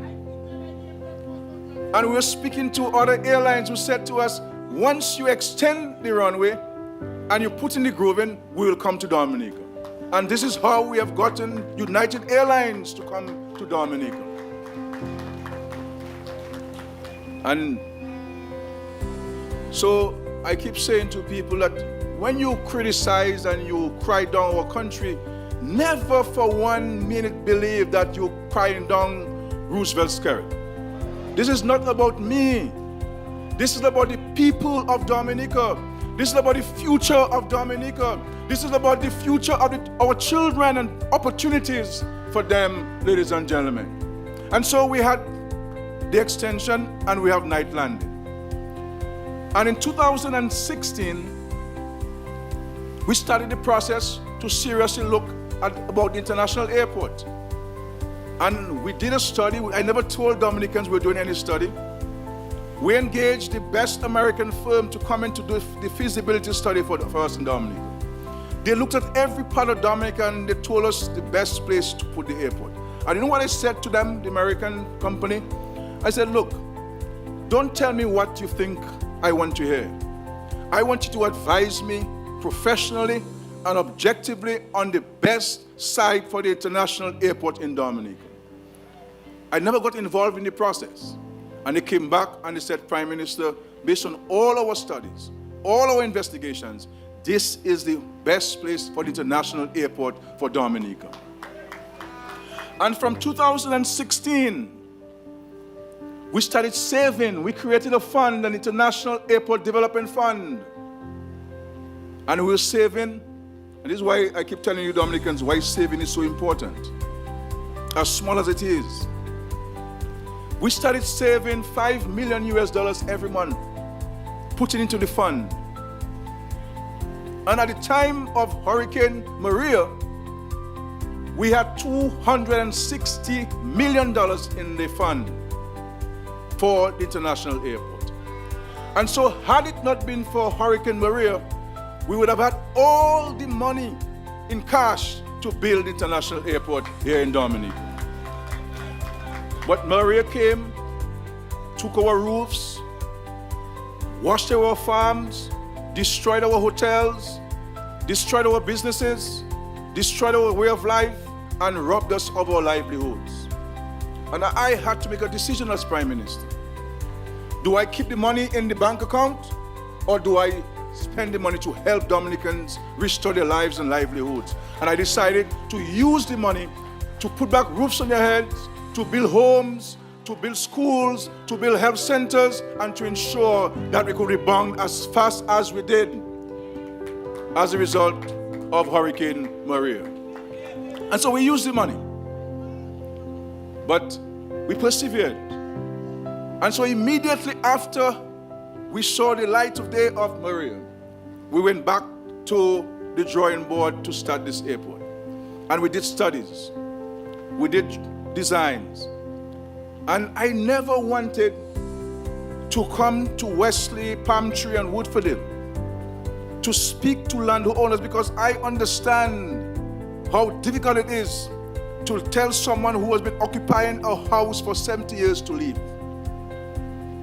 And I knew that in the 1990s, when the Workers' Party government, they uprooted people from their homes and lands and had no plans to build an airport. And so I wanted to ensure that we were definitely going to build the airport before I came to Wesley, Woodfordville, and Palm Tree. And you know, I came to Wesley like Nicodemus at night. And the first home I went to was Teacher Gloria, my friend. I say, if I cannot get Gloria to sell me a house, then I can get nobody else in Wesley to sell me houses. Because Teacher Gloria had just fixed the house. She had just fixed the house. There are people who are building their homes. There's an Englishman who came back in his 80s and he built a big house in Wesley. How do I tell an 88-year-old man to leave your house? And so only when I knew for sure that we're going to start, we came in and acquired lands. And I can tell you, I won't tell you what we did for the people, but I always wanted to ensure that those who were affected by the acquisitions were better off after than before. And every one of them is better off now than they were before.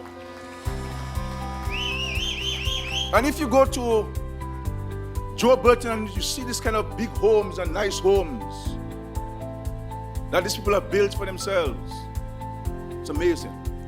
And go further, there were some people who were not entitled to any compensation from the government. And we went into the humanitarian consideration and we built homes for dozens of people. We took them from their shacks to 2- and 3-bedroom resilient homes at no charge to them. At no charge to them, to ensure that everyone was covered here in Wesley, Woodfordville, and Palm Tree. And so we thank you, the wonderful people of Wesley, Woodfordville, and Palm Tree. We thank you. And so this has been our journey, and here we are today. Now this is an extraordinary site. An extraordinary site. The cut and fill has to take place. There's nowhere else in the Caribbean, you have to do this. Except, of course, with my comrade friend St. Vincent, and our site is even more difficult than his. But this airport, my friends, has to be seen as a national project. We have to wrap the national flag around this project. We can't always be disagreeing. Fine, they say, okay, we want international airport.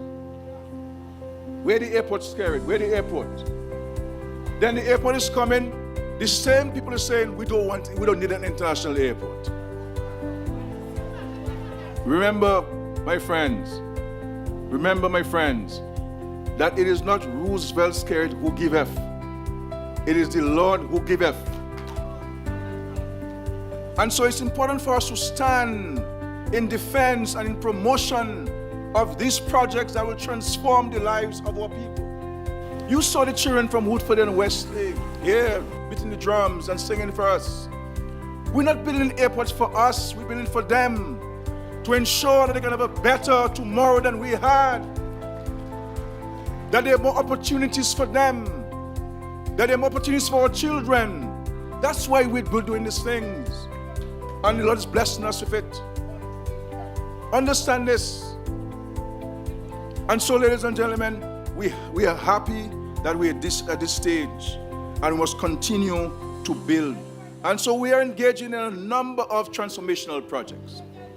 Geothermal project, ladies and gentlemen, that will help transform the energy security of Dominica.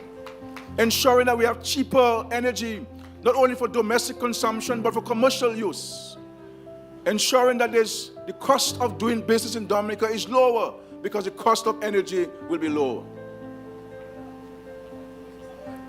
And so this airport is a major, I see my friends are here from St. Lucia and from Grenada. They will tell you that had it not been for their international airport, their tourism product would not be where it is today. Because the reality is, you need people to come in to consume the goods and services that we produce. And so there are huge opportunities for this. Huge opportunities.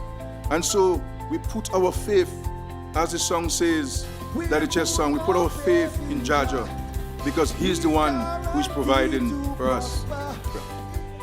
Because this project is fully and absolutely financed by the CBI. At the end of this project, there will be no debt associated with it. We will owe no one, ladies and gentlemen. We have not borrowed $1 thus far for this project. It has been financed exclusively and entirely by the CBI. And you know, I was speaking to a European member ambassador. And he's saying to me, Prime Minister, the opposition people in the Caribbean who are attacking the CBI program say they do not want to destroy it. But he says to me, Prime Minister, that is exactly what they are doing by their actions. And let's understand this. If the CBI is affected based on the actions of the opposition elements within our Caribbean, because it's happening in other Caribbean countries, understand this. It is not only Roosevelt Skerrit who will be affected. I've tried never to make this thing about me. I am here to serve the people. I came to serve Dominicans. That's my preoccupation. And so let us understand this, that if these people are successful in stopping the CBI, this international airport project would be in jeopardy. Because there is no bank in the world. There is no bank in the world that will provide you with financing to build an international airport. Ask St. Vincent. St. Vincent did not get even not $1 from the CDB. Not $1 from the CDB or the World Bank to build this airport. And so understand what is at stake here in Dominica. Understand this. We can't always see things from our political lenses. We have to see things from our national perspective. There are things that are important in Dominica, and there are things that are good and beneficial to the people of Dominica. And there are things that we should never seek to embroil into partisanship. It's a new culture that's developing in the Caribbean, that we want to denigrate and destroy opportunities for people. No, the Lord put us on earth to make life better for people, to help people, to be our brother's keeper. That's what it is. And so, we are happy to be here. We are happy to be here. And we say, great are you, Lord. Great are you, Lord, for his many blessings. And so we're here, happy to be here to break ground. There's so many benefits that this project will bring to Dominica.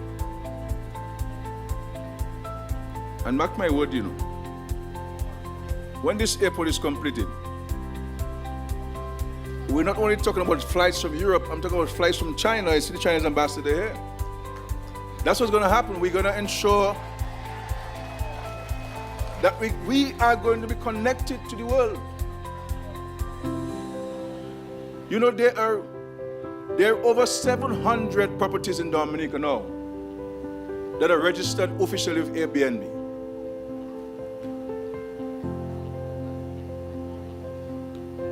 Plus those that are not registered. And so there are opportunities. Let us not wait. Let us not wait for others to come and take advantage of the opportunities while we fight among ourselves and between ourselves. Because there are many non-nationals who are coming and scouting and asking for land to be sold to them because they see the opportunity. They see the opportunities that this airport will bring. Because our challenge is not about dumb people wanting to come to Dominica. Our challenge has always been people being able to access Dominica. And once we address this impediment, the sky is indeed the limit. Montreal Management Consultants Development Limited is the primary contractor for the airport's construction. Another important partner is China Railway No. 5 Engineering Group Company Limited, or CR5, which is tasked with designing, constructing and commissioning the airport facilities. The International Airport Development Company, led by CEO Samuel Johnson, oversees the overall project management and ensures adherence to legal and technical specifications. As Mr. Luan just went over for you, that as everyone is familiar with Dominica, although this part of the island is relatively flat, but it's still very rugged. And when you go on the site, you'll see that there are quite a bit of hills and valleys, as he indicated. So a lot of the work that has been going on since inception has been to build the platform. And then on top of the platform, you put the runway, then you put the buildings. So far, we have encountered challenges with the weather, as you can imagine. And as Mr. Liu indicated, if things stay on track as we're doing and there are no major weather events, we should be on track to have this completed and delivered in 2027. Yeah. But as soon as I throw out a date, I always follow up with a word of caution: man plans and God laughs. So we need to pray that there aren't any major weather events, so that we stay on the course. One of the things you will see when you go on the site is that to be able to build a platform, there are several valleys that have to be filled, and Dominica is a valley of water, right? So we've identified about 4 or 5 key waterways, and what we've spent a lot of time on is building culverts to ensure that the water can flow freely. There aren't any major rivers except at the runway 15 area where you have a heavy flow of water, and that is going to be handled separately. But for most of the other waterways, there are light streams, and we ensure that those continue to flow unobstructed. And once that is completed, then you'll see that there's backfilling on top of it. and we need to ensure that there is sufficient compaction. Everyone who's visited the Wesley area, it almost looks like you're in Mars. It's the red planet because of clay. And based on the analysis and the testing that has been done, they've identified the optimal chemical treatment or mix to ensure that we can remove the moisture, or as much moisture as possible, from the material that's being used for packaging, to ensure that we meet the compaction level that is required for the sub-foundation. And then on top of that, that's when you'll be having the aggregate and the actual foundation for the runway. And then most of the landside facilities, as a result of them, are actually being done in a cut area. So we're actually digging down and blasting through bedrock. So this is on solid rock, where the terminal and the other facilities on the land side are being built. So we are hoping that by May of next year, we would have had all of this area completely cut, and then once you've got into your level, it's just a matter of building up right from your foundation. The key facilities that are going to be under constructed are the main terminal with the passenger boarding bridges. We're going to have 5 passenger boarding bridges. We have an allowance for 12 parking spots for different aircraft. We're able to handle up to 3 wide bodies at a time, or up to 7 narrow bodies at a time, or a mix thereof. There's also general aviation parking, so for private jets and small aircraft, there's an allowance made for that. And we've also made an allowance for future expansion for dedicated parking for cargo, because we've included a cargo facility for air freight, right, to be handled through the cargo facility. So just to quickly go over some of the buildings that you're seeing right there.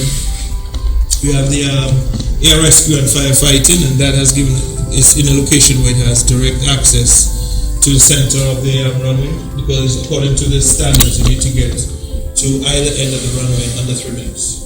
Right, so we've done it in a way so it goes straight and have direct access to the runway, unencumbered by the apron or anything. Right next to that is the water treatment facility. On the other side is the cargo facility that we spoke about. Next to that is the hangar for private aviation maintenance.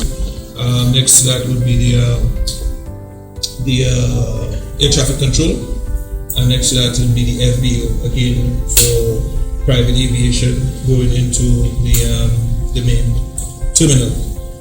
We've also made an allowance for medical facility on the site.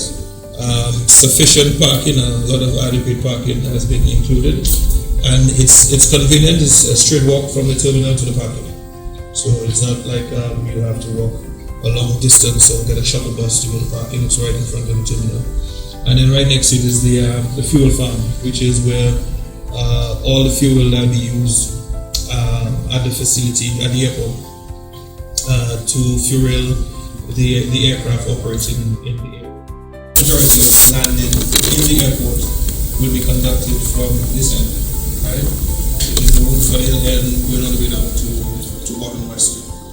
And then what we've added as well is a partial parallel taxiway. So to help ensure that we have sufficient capacity as we hope to grow the use of the airport, so that we will have aircraft parking, pulling out and going whilst others are landing and coming without having to do too much backtracking or waiting for aircraft to backtrack for pulling out from it. Yeah, so the current design length is 2,850 meters, or 9,350 feet, which we determined to be optimal based on talking to our consultants as to what type of aircraft will be operated in the area. So we did design the aircraft for this is the Airbus A350 or the Boeing 777, which are the wide-body aircraft. And that could give us operations to as far as China. And they're probably tired of hearing me ask them about direct flights to China. But we're very serious. We want to be one of the first airports in the Eastern Caribbean with direct service to China and Dubai and all these places. We, as you can see, we've already made significant progress in terms of getting direct service from the US. Canada will be next, and then we're talking to airlines from South America, right after that Europe. But we don't stop there. We have to ensure that we can truly exploit Dominica's strategic location in the Eastern Caribbean. As the project progresses, over 150 Dominicans are currently employed in the construction phase. Local contractors are also engaged in various construction phases, such as the building of offices and housing developments for displaced residents from the Wesley area. This project focuses on increasing the island's tourism capacity and provides significant employment and skills development opportunities for the local population. The international airport is expected to revolutionize air travel to Dominica, supporting the island's long-term development goals and positioning it as a leading destination for sustainable tourism in the region. By improving connectivity and expanding the tourism sector, the airport will not only boost economic growth but also provide a significant increase in employment and local business opportunities. So I own Lumas Farms in Marigat. It is a family-owned farm that was started by my dad some 40 years ago. And what I've done is I've taken it over since my return to Dominica. On our farm we do poultry mostly, but we also do crops. We have many different items, fish, we have goats, pigs. But the main item on our farm is poultry. So we do both eggs and meat birds. Well, in my humble opinion, the CBI is an excellent program for Dominica and for the betterment of Dominica. Speaking from my business standpoint, I have certainly felt the impact of the CBI program on my small business, because you would no doubt be aware that there are many projects ongoing with the CBI program in Dominica. One such program or one such project is the flagship international airport. And one of my main customers would be the Chinese workers at the international airport, and some of the engineers and other contractors. They patronize us heavily for eggs and other items. So certainly directly, as well as I have seen the benefit, but there are many indirect benefits as well, and benefits that we have yet to realize. Upon completion, I am very sure that small businesses such as mine will thrive a lot in Dominica. When the international airport is complete, stopover arrivals would be boosted because of the many hotels that are coming on stream soon. We anticipate that we will be able to benefit greatly from that and have a lot of revenue from those hotels.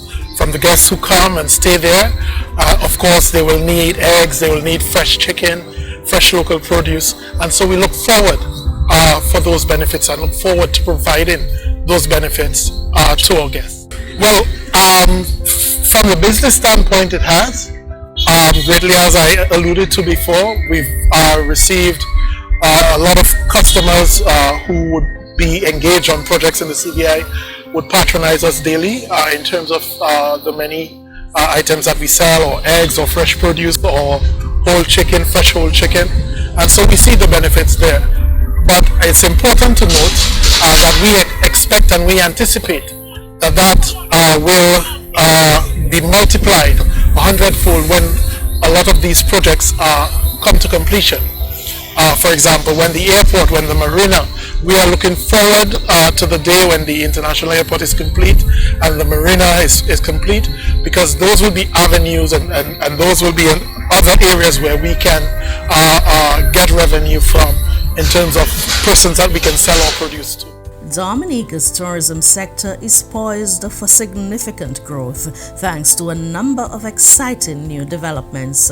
The Honorable Minister of Tourism, Denise Charles Pemberton, has been at the forefront of efforts to promote the island as a premier destination for travelers. The island is also experiencing a hotel boom, with new properties set to open in the coming years. These new hotels will provide visitors with a range of accommodation options and help to meet the growing demand for tourism infrastructure. The Citizenship by Investment program has also played a key role in attracting new investment to the island's tourism sector. The program offers a unique opportunity for investors to obtain citizenship in exchange for a contribution to the country's development.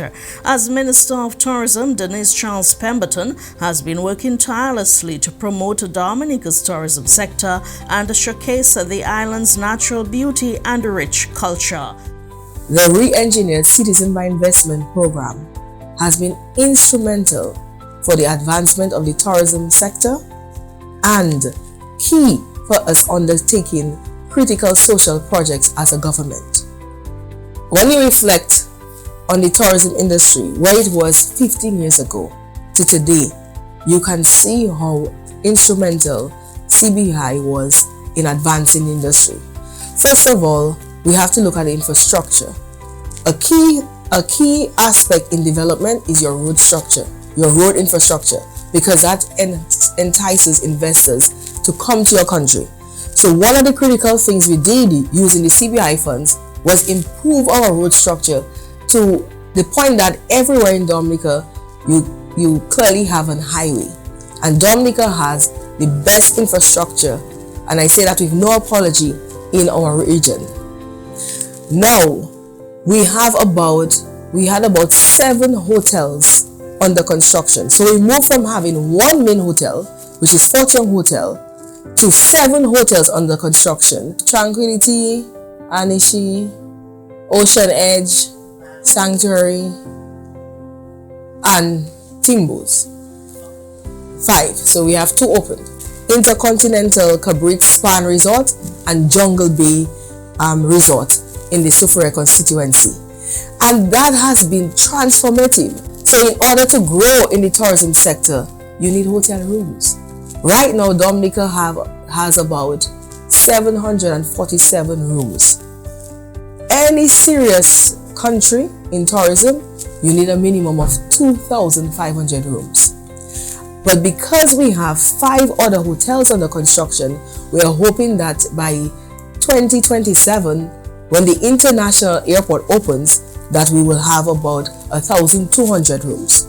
So you have the investment in the hotel, in the accommodation sector by building new resorts, and then access.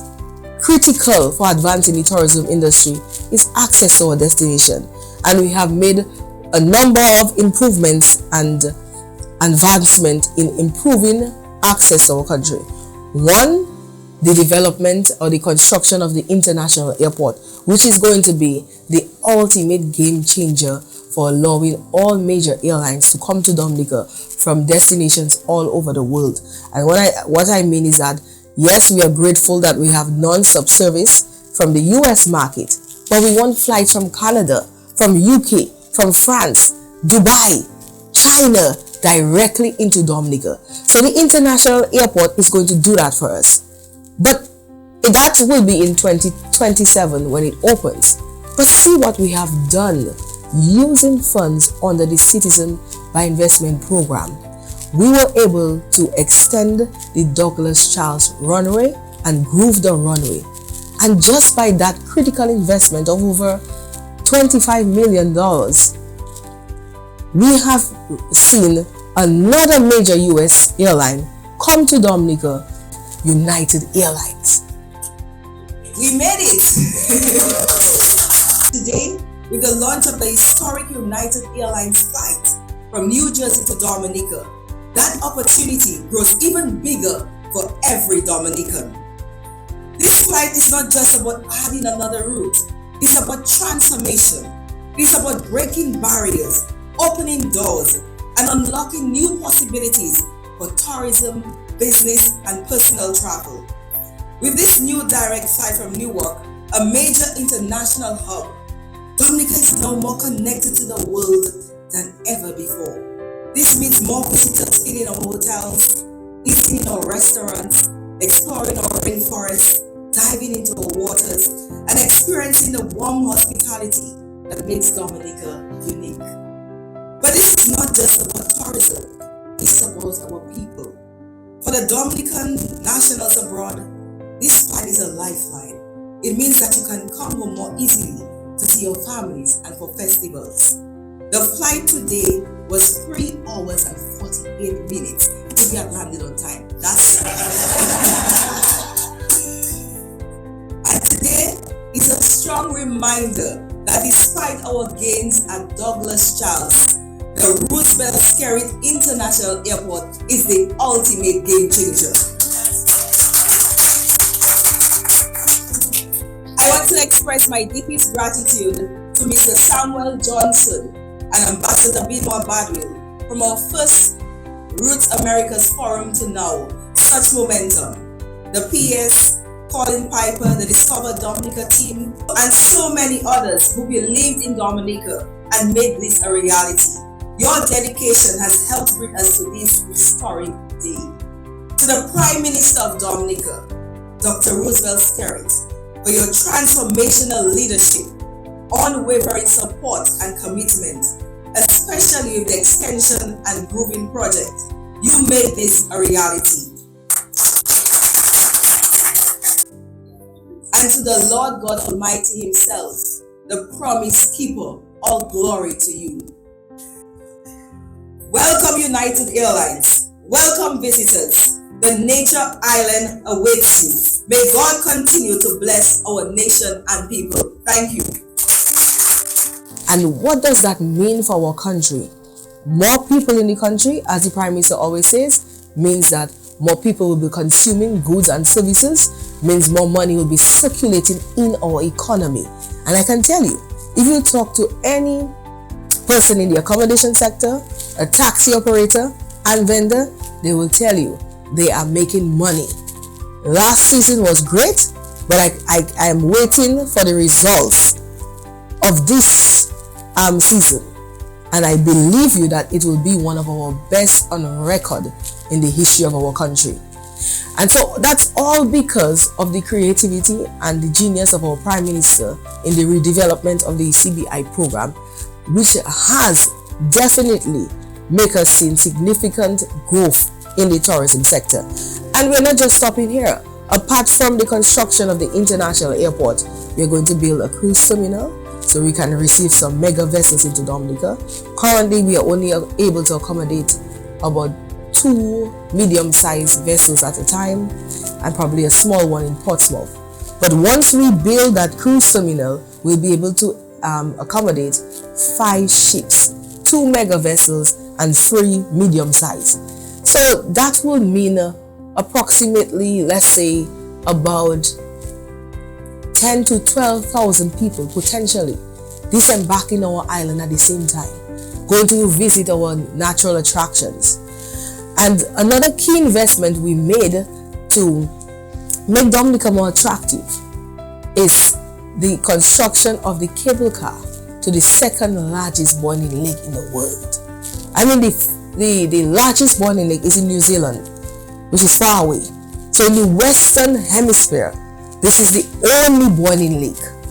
And so this has created such a thrill in the market, and it has created a media frenzy. People are excited to visit Dominica, to come to see the cable car, to go and visit the boiling lake. And I can tell you, when this project is completed in December 2025, it's going to ensure that more visitors come to our island, and that is why we have set our target very high. We anticipate that we'll get about 1 million cruise visitors by 2030 because of the investments we are making utilizing the CBI program. With its stunning landscapes, a warm hospitality, and a growing economy, Dominica is an attractive destination for tourists and investors alike. Dominica's Citizenship by Investment program has been instrumental in transforming the island's infrastructure. Besides helping us with the tourism product, and another part of the tourism product is in hotels. So yes, we have the housing going on in my constituency, funded by CBI. Yes, we have the longest cable car in the world in my constituency, being funded by the CBI. And also we have the hotels. So presently now we have the Sanctuary Rainforest Eco Resort and Spa, which is 72 rooms being built in my constituency again, and all of this is financed under the CBI program. So whether it's housing, whether it's the cable car, whether it's the tourism, the hotel that I mentioned to you, all being sponsored by the cable car. Now here we are building an international airport, funds from the CBI.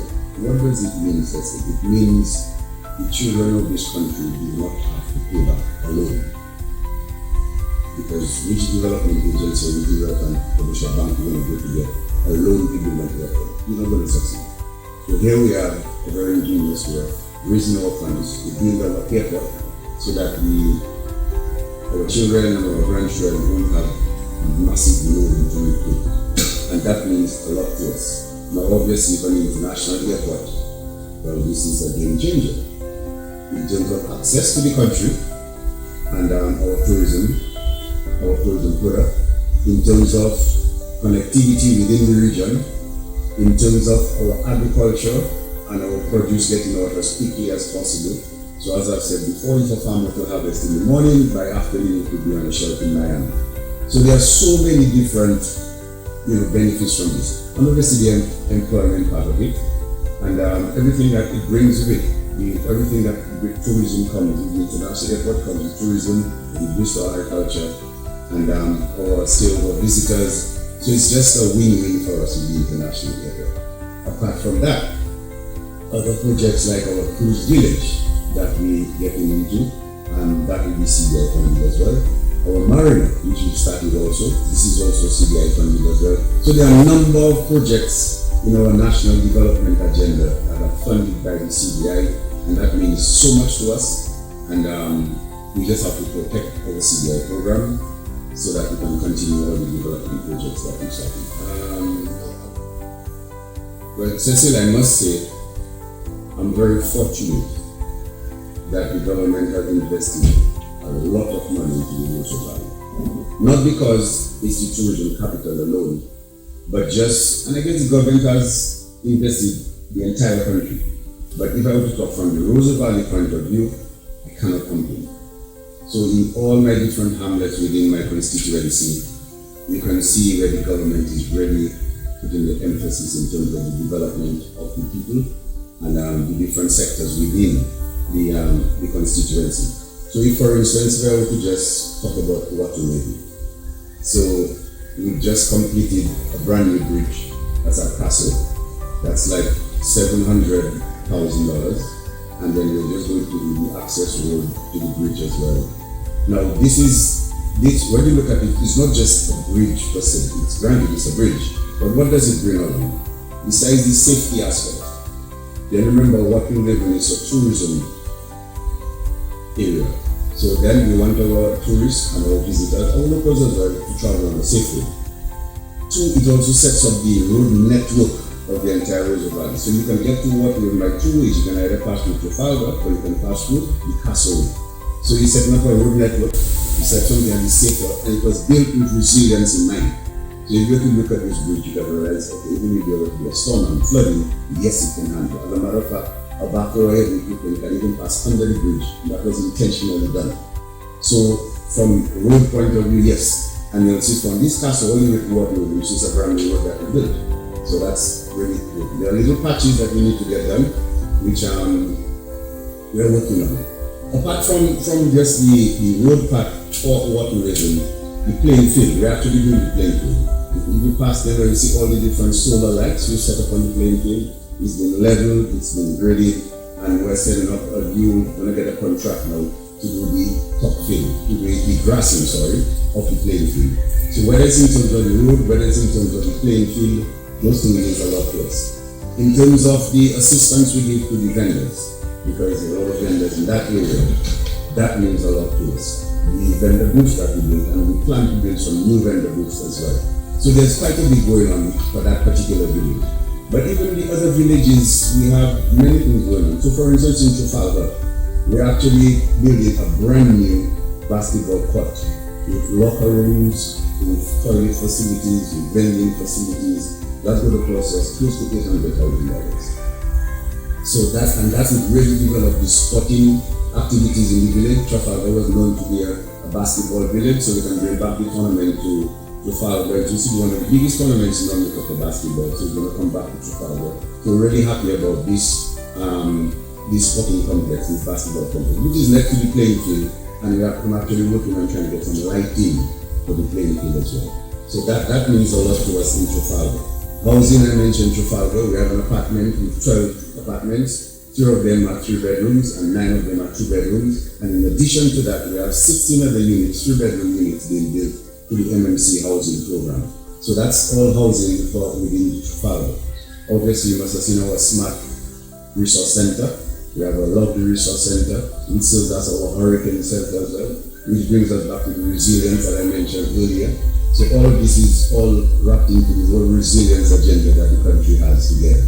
So in terms of hurricane centers and resource centers and all of those things. In Trafalgar, you must have seen our smart health center. So this is all part of the resilience agenda. It's not just building a health center, it has to be a smart health center. You have to consider the water and the water harvesting. You have to consider the electricity and how we conserve the electricity there. You have to consider the ventilation, making allowances for the disabled as well. There are so many things that we take into consideration when we get those things. And each of the health centers will have their own generators and motors. So during hurricane season, we're pretty much safe. That is part of the resilience agenda. As I told you, we want to be the first climate resilience country by 2080. Apart from that, in Trafalgar, in our resource center, we also have the digital hub. And I mentioned earlier about the digitalization and the dynamic Dominica that we are building. And so we have our digital hub, we have the digital hub, all our computers and our screens, and that's so the people involved, whether it's in tourism, whether it's in the other MSMEs, that they have to digitalize their companies and make them more efficient, and this is what the government is doing. And I told you earlier about the digital approach to the government that you can do on the websites, etc. One of the most anticipated projects is the new cable car system, which will provide visitors with a unique perspective on the island's stunning landscapes, mainly the Boiling Lake, which is the second largest in the world. The cable car project is expected to boost tourism and create new opportunities for economic growth. Take for instance Loda. Loda is where we have the cable car will be, one of the main things I did mention. And that's going to bring a tremendous amount of economic activity to the village. And you see, because you can go up on the cable car and choose to hike back. So that means even the tour guides, they're not losing out, anything for the benefit. So that is a very important one for us. The geothermal plant, which is 10 megawatts, is being built in Loda as well, and more employment for the people of Loda. Our sanctuary rain forest eco resort and spa, which is 72 rooms, and it's a very unique product accessory. The covering of the rooms in that particular hotel is all covered in grass. So actually, if you were to look from above, you just see a green expanse of land. But beneath this green expanse, you have the different rooms, 5-star rooms, and that is very, very unique. It's only one of its kind in Dominica. Very few places in the region will have such a product, and that means a lot to us. So here again, the development taking place under the CBI and all the jobs that will be created from it. All the farmers and their produce will be sold here. The horticulturists will be selling their flowers. The taxi drivers, the tour operators, everyone stands to benefit. So here again, just a perfect example of the CBI affects the economy of a village, a constituency, or an entire country actually. So that just underlines and underscores how important this is to us. So if you were to ask me, the Roseau Valley constituency has been very, very well taken care of by the government. But the CBI is the best for Dominica. So I would just ask to let us keep it so.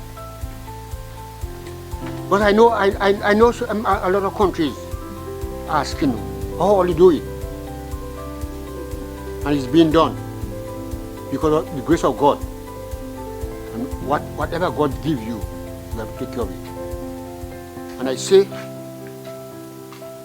let us be together and just to protect the CBI, because God is at work.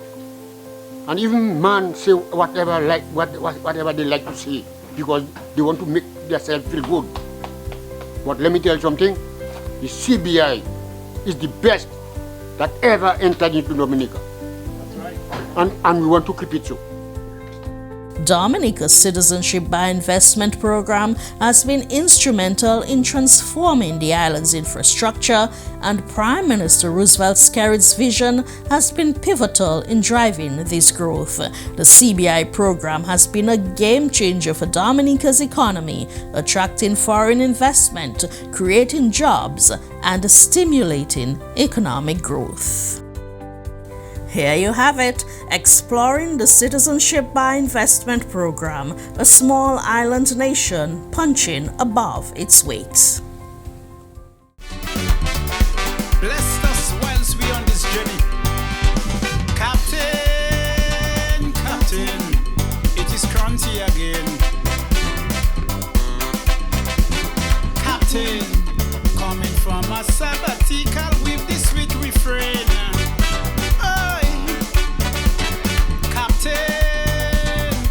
To all them rumors, please pay a deaf ear. Captain, and all them misconceptions that's floating over there. Ooh, I have always been an ardent passenger, and most certainly your humble messenger. I've been sailing on this red ship, advocating in songs the message of labor.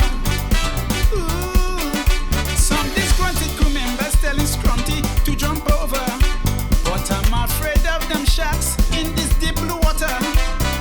Captain, you have weathered the storm, so far nothing has went wrong. Your compass is locked in the right direction. That is why, Captain, I ain't jumping ship. No way, I'll keep on sailing on this labor ship. I want to like some in-transit passengers, overnight come on it and drink and next day disappear. No, I'm not jumping ship. No way, I keep on sailing on the labor ship. I want to as a crew member, one whom you consider the father. Just like Barabbas overnight became a traitor. Captain, no, I'm not jumping ship. No way, I keep on sailing on this red hot ship. Captain, because of their previous success, or